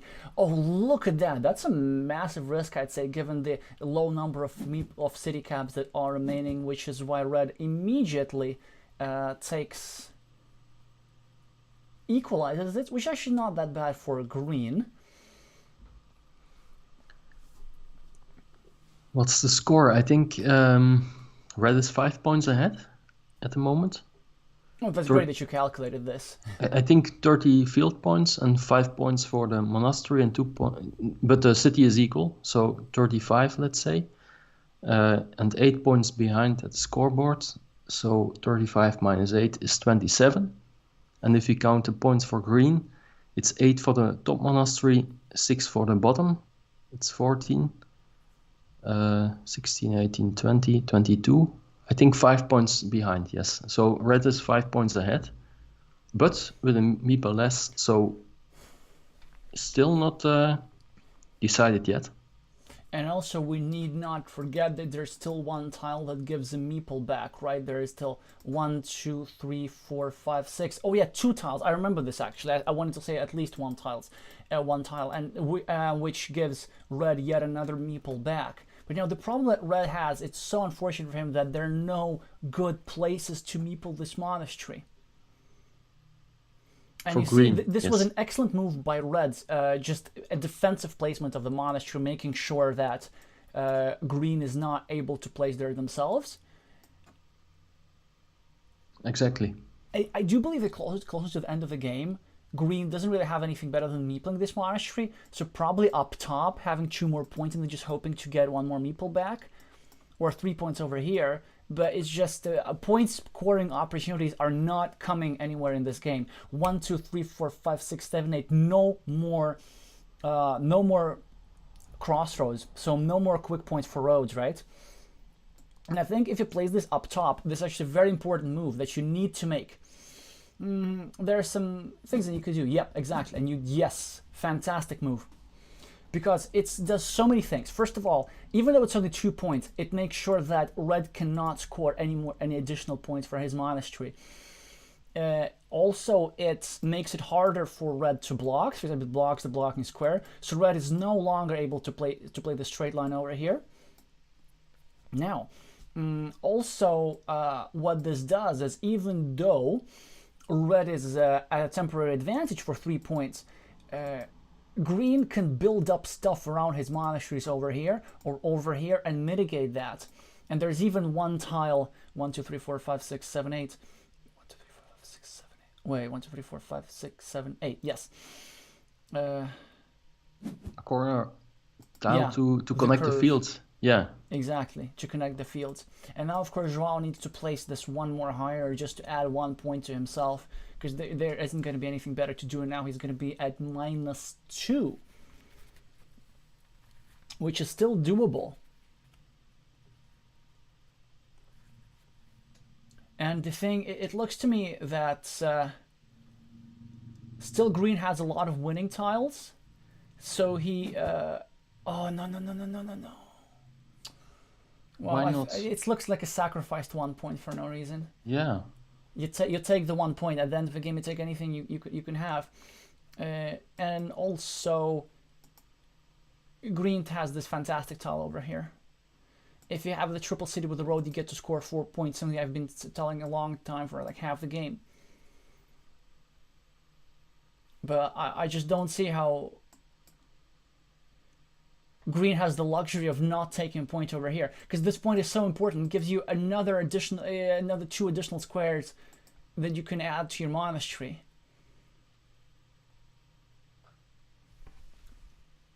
Yeah, and also block the blocking square. I think still a few straight lines are left. 1, 2, 3, 4, 5, 6. I think still 2 or maybe 1. 1, 2, 3, 4, 5, 6. I think still 2 straight lines are left. I'm pretty sure it's just one, no? Only 1? Yeah. Yeah, I'm pretty sure about 1, 2, 3, 4, 5, Oh 6, yeah, 7. yeah. And also the thing, it's just something I remember from before, because there were 2 when we were discussing this thing, and then red just drew 1, so it has to be only 1 remaining. Yeah, exactly. Again, so by the way, a lot of you have been asking for tile counting tips. My main tile counting tip is don't count tiles, rather keep track of tiles. Then it helps you not to count at the end, because like we still remember that there's 1 curve left. We need not to recount, even though I just did, just in case. And now I remember this tile over here that we talked a long time ago, because we didn't notice the triple city with the road appearing, so this triple city of the road must still be there. Well, anyway, hopefully you find this advice helpful. In the meantime, we can talk a bit about something else while the Chinese player is making this critical decision of, I don't know, either adding 1 point to themselves or maybe blocking this spot over here, one of the 2 things that they're considering. So my question is this to you. Being a strong chess player, Raf, does this influence your Carcassonne game at all? Does that influence your thinking? Were you able to draw from your chess experience to be better at Carcassonne, or do you find it, or maybe the opposite? Do you find it to be a bit of a hindrance because of the fact that chess is non-probabilistic? No, actually, very interesting question, because to be honest, I'm taking a little break from chess. That's because I've playing a lot of chess for 30 years now. And what bothers me a little bit is that young players, they start playing on the internet, and they learn openings. And yeah, even though I'm strong for a beginner player or for an intermediate player, I'm not that strong compared to top players. And even beginners, after 2 years, they are already catching up with all the practice I did in the last 30 years. So, and to get rid of all those opening theory I have to study, I was searching for a new hobby, another game where you could use so not only calculations like we do in Carcassonne, but also a little probabilistic effect in it. So even if you are behind by a lot, you can try to find a little that 1 or 2% that still could give you the victory if you are a bit lucky. And that's what I like a lot in Carcassonne. In chess, when you're behind and your opponent, yeah, it's just a matter of time, and you lose the game in most of the times. But here you can still try to be a bit sneaky, to be a bit crafty, let's say, and hopefully still win the game. Also, in chess you have a lot of openings. You have the Italian, the Spanish, and what you see a lot is that the first 10 or 15 moves are, in most cases, are the same. As not very. That's not the case at the lower levels, but at the higher levels, yeah, I think when you let engines play, chess is a draw eventually, I'm afraid, and that's a bit, yeah, sad for the game of chess, I think. Of course, still, when you have 2 very strong grandmasters at chess, one can still win or lose, but there are more and more draws compared to, let's say, a century back. And that's because they analyze games with engines. I read in the chat, +1 to everything Raf said, opening suck. What do you think about Chess 960? Yeah, I liked it a lot. Chess 960 is the starting place for all the pieces are random, but the same randomness is used for both players. So, and it's called Chess 960 because there are 960 possible opening combinations or starting combinations, let's say. And of course, when you compare all the books that are written about opening theory for only one starting combination, imagine all the knowledge you need to have to master all 960 combinations. So that's quite impossible. That's why I liked it a lot, because opening theory is a lot less important in those games, and it's more a matter of tactics and strategic concepts.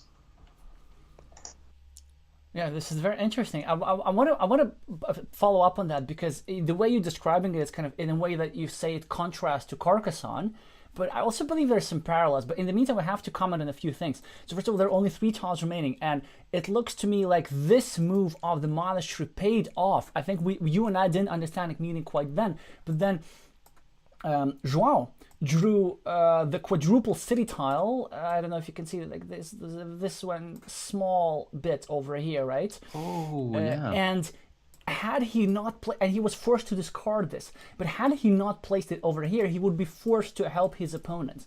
So it looks like this move was protecting against the well-known force CCCR, or the force CCCC. Oh, very interesting and well calculated. Yeah, looks like this calculation will still not help will not help João win the game, and maybe instead of this move, you could consider meepling a 6-point field. Actually, I think this was a must, no, because like, where else are you gonna get these points? Like, you're not gonna get 5 more points. You're gonna get 4 more points. Yeah, exactly. So we have this. But then you don't really need a meeple, right? And so with this, you can score 4 more. Oh yeah, it's so unfortunate. So instead of scoring 7 points on his last 2 tiles, João will end up scoring only 5 points.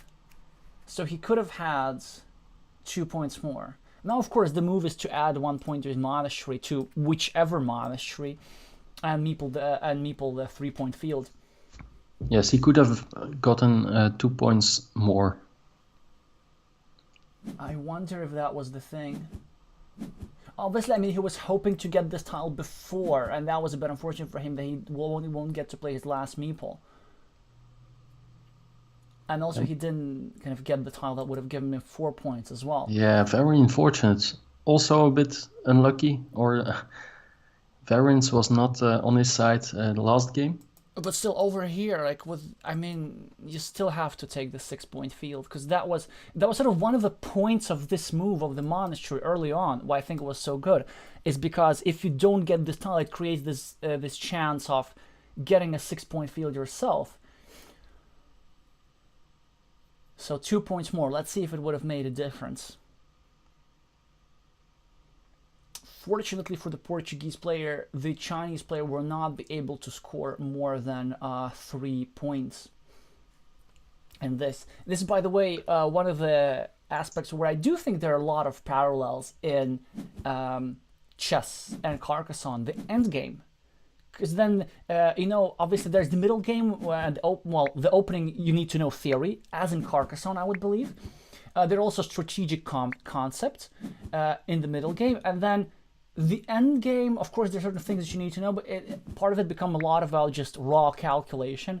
And in Carcassonne, like, you need to know what tiles there are. You need to know, yeah, it's just really you need to be a bit of a human calculator at the point. So let's see if these 2 points would have made a difference.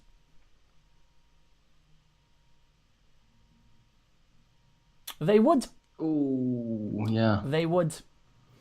Oh, so in fact, this was what decided the fate of the game, and this something that could cause some psychological distress for Team Portugal, unfortunately. But that's part of the Carcassonne experience.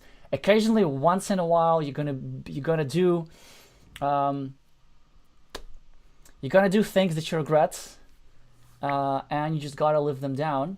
Anyway, we appreciate making it close. It was very interesting for us, and congratulations to Team China for their strong, consistent performance over the tournament.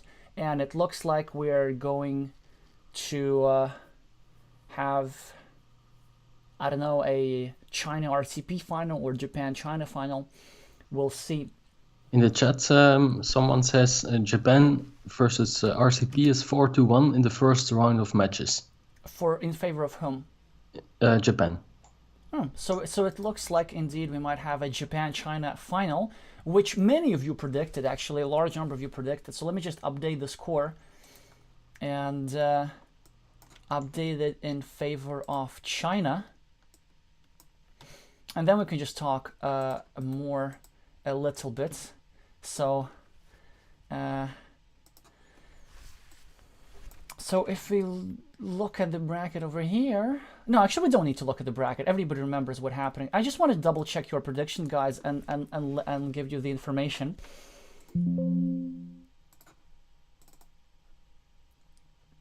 So actually 14 of you predicted that either Japan or China, no, 11 of you predicted that either Japan or China will win. Only one person, well, obviously with some biases, predicted that Portugal would win. And then 8 of you said that Japan would win the championship. 6 said that RCP would win the championship. So it looks to me that our predictors have been on point so far. And then let me see Japan, China. 1, 2, 3, 4. Interestingly, only 4 people bet on there being a Japan versus China final.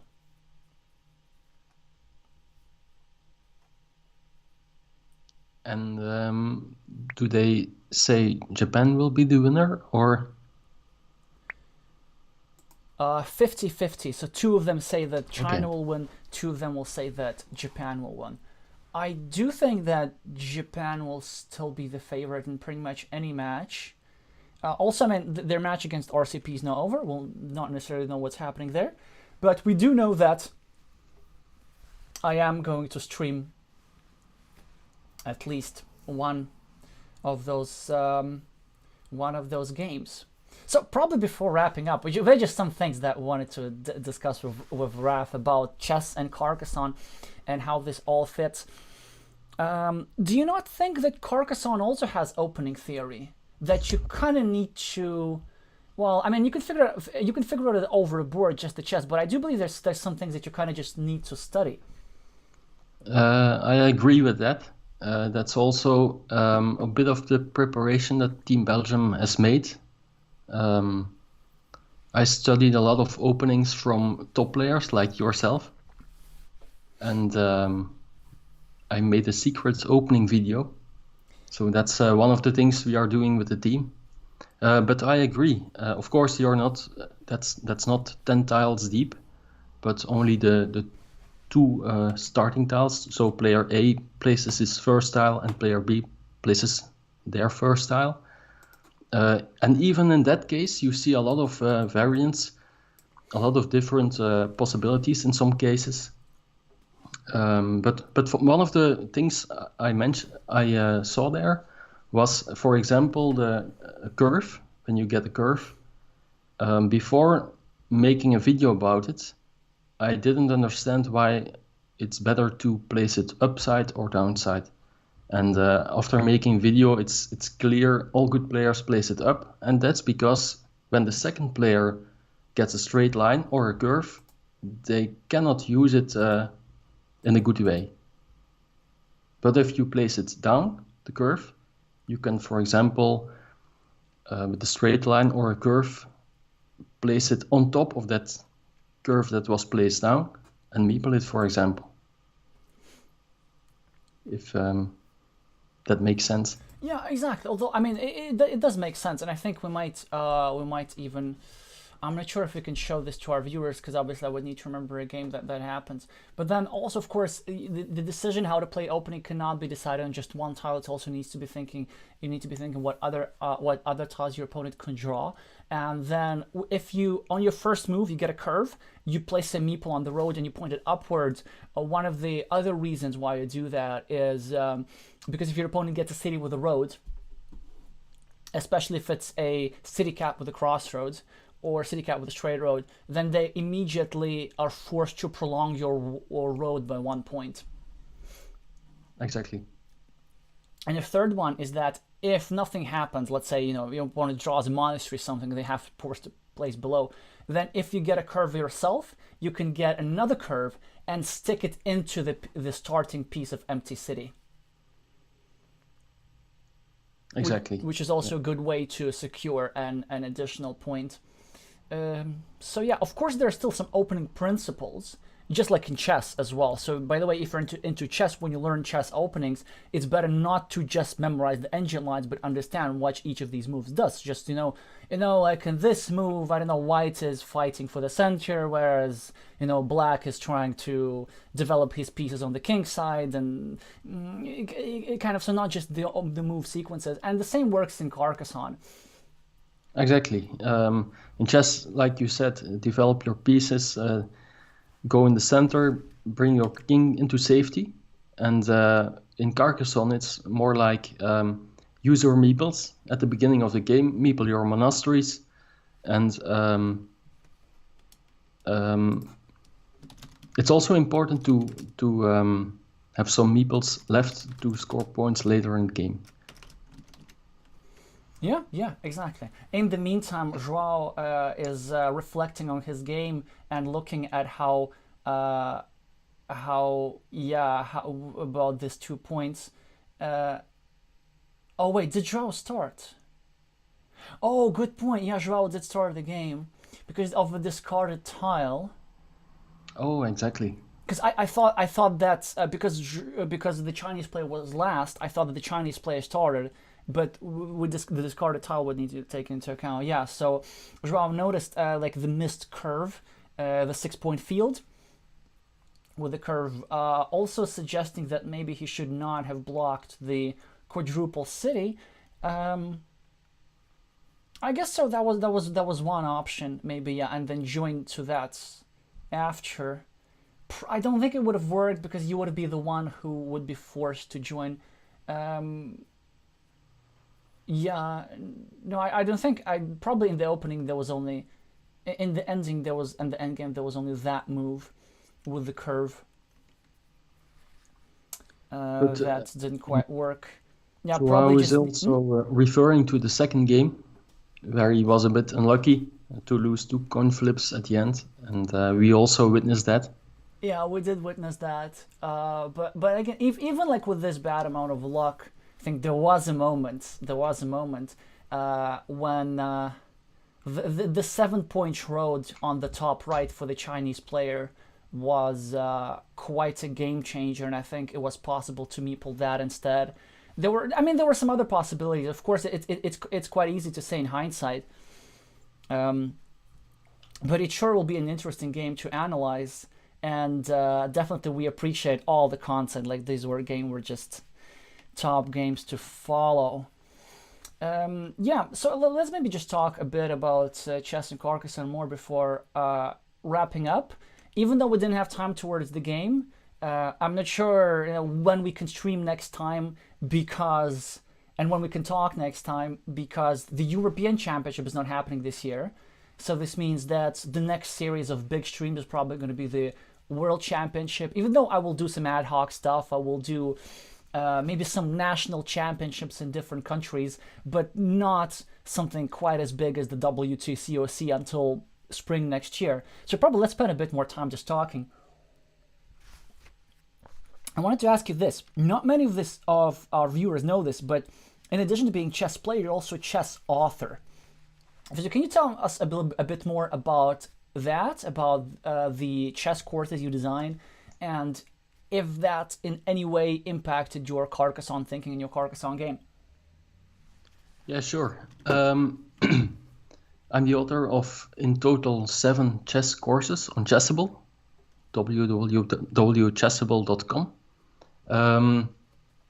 I will post the link in the chat afterwards. Please do. And the most popular one of those 7 courses is about checkmating the opponent. It's called Checkmate Patterns Manual.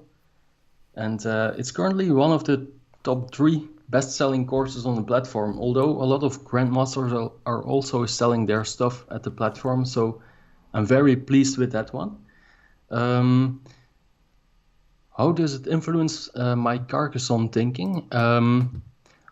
It's about checkmating your opponent, so there's a forced win. And sometimes in Carcassonne, if you watch Alexey's streams, he sometimes refers to you have a 100% to win the game. And that's also the case with chess. You have good moves, but if you can mate your opponent in 3 moves, why not just do that? If you can calculate 3 moves deep, that outright wins the game. And that's sometimes also the case in Carcassonne. You can, by knowing what tiles are still behind, you can calculate forced wins. And that's something to take into account, I think. How did I come up with the idea? I had a burnout in 2018, and I was at that point in my life not playing chess anymore for several years, only focusing on work and other stuff. And then I was thinking, okay, I had a lot of fun with chess, a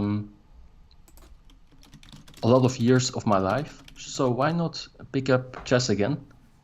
And I discovered the Chessable platform. And at that platform, you can also create your own courses as an amateur player.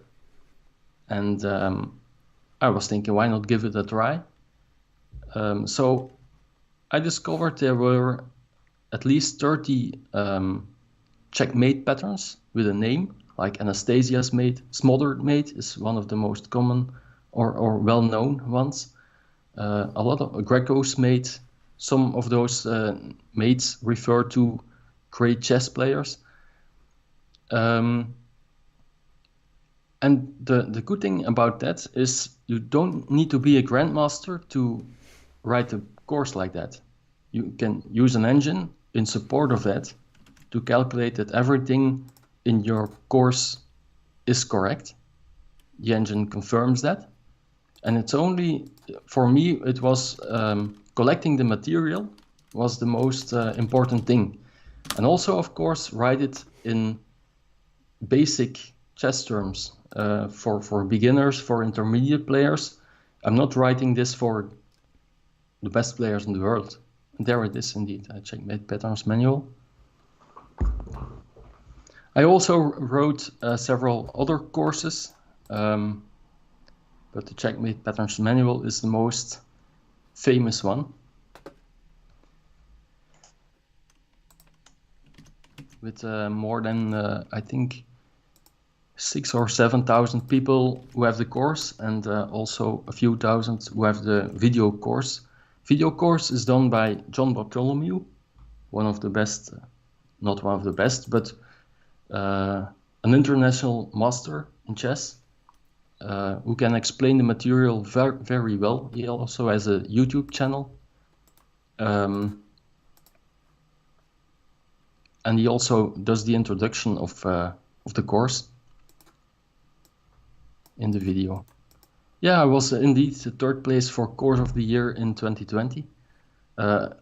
After Magnus Carlsen, the world champion, and Anish Giri, also a top 10 player. So very pleased with that. Yeah. Yeah, so I would definitely recommend everybody to check this out who is into chess. Of course, we don't want you to discard from Carcassonne very much, but yeah, I just wanted to show you that it seems to me that your experience across different board games must have somehow contributed to your increasing skills in both of these games. And I have to say, like this chess course thing, I find particularly inspirational. Given though it said you're not a grandmaster or something, you're sort of just a kind of regular strong chess player, but then nevertheless you can create something that, according to a lot of people, is very valuable.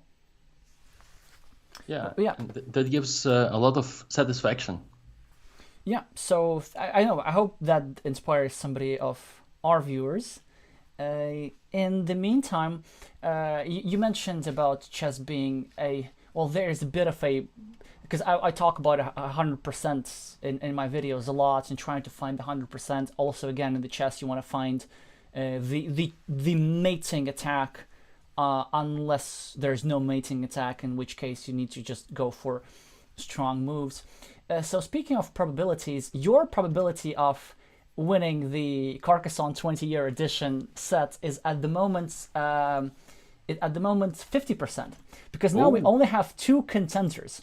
So obviously we have so the prediction of CraftyRaf was Japan, China, RCP, Netherlands. And then there is another player with a predictor with a screen named Playoff Arena who predicted on China, Japan, RCP, Spain. Obviously, Netherlands and Spain are no longer participating, and we know that. And you both place RCP as third. So it's really all about who's going to win between Japan and China. Also, there were 2 other people. Sort of Limbo Man bet on Japan, RCP, Romania, UK. Wait, no, I was looking at something different. So Steve Herman bet on China, RCP, wait. Oh, why am I looking wrong?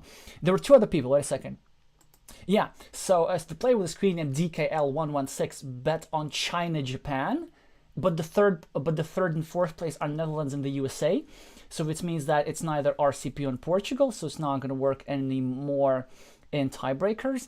And there was 1 more person betting on Japan, China. Oscar Heinrich bet on Japan and China, but then the 3rd place was Mexico. The 4th place was Brazil, which is no longer possible. So this means that if Japan wins the championship, Raf also wins the with the game, which probably means you're going to be rooting for Japan now. Of course. That's great to hear. Alrighty, and as for others, I do appreciate you participating in the prediction game. I have to say that don't be too worried if you didn't win, because there will be more giveaways coming very soon after the end of the championship for other reasons. I was planning actually quite a big 300 subscriber special, so if you could, tell your friends about this channel to speed up this process. Before today's match we were at 282, and if you could get 18 more people into the competitive Carcassonne international community, that would be most helpful. Alrighty, so we talked about chess opening, we talked about chess courses, we talked about teaching and explaining things. Probably should be enough for today. I would love to have you back at some point in one way or another. I also in the chat dropped a link to Raf's YouTube channel. Raf also makes analysis videos, but his format is quite different from mine. So instead of going, through like the whole game analysis to start to finish, his format focuses on a few key moves. It seemed to me that typically you would do like around 5 moves per game, and you would which were the critical moments and where there's more than one possible decision, and you would kind of explain the player's mistakes. So I would recommend all of you to check them out. The link's right there. And I don't know. Do we have any other questions to Raf or myself? Otherwise, I'm wrapping up in like half a minute.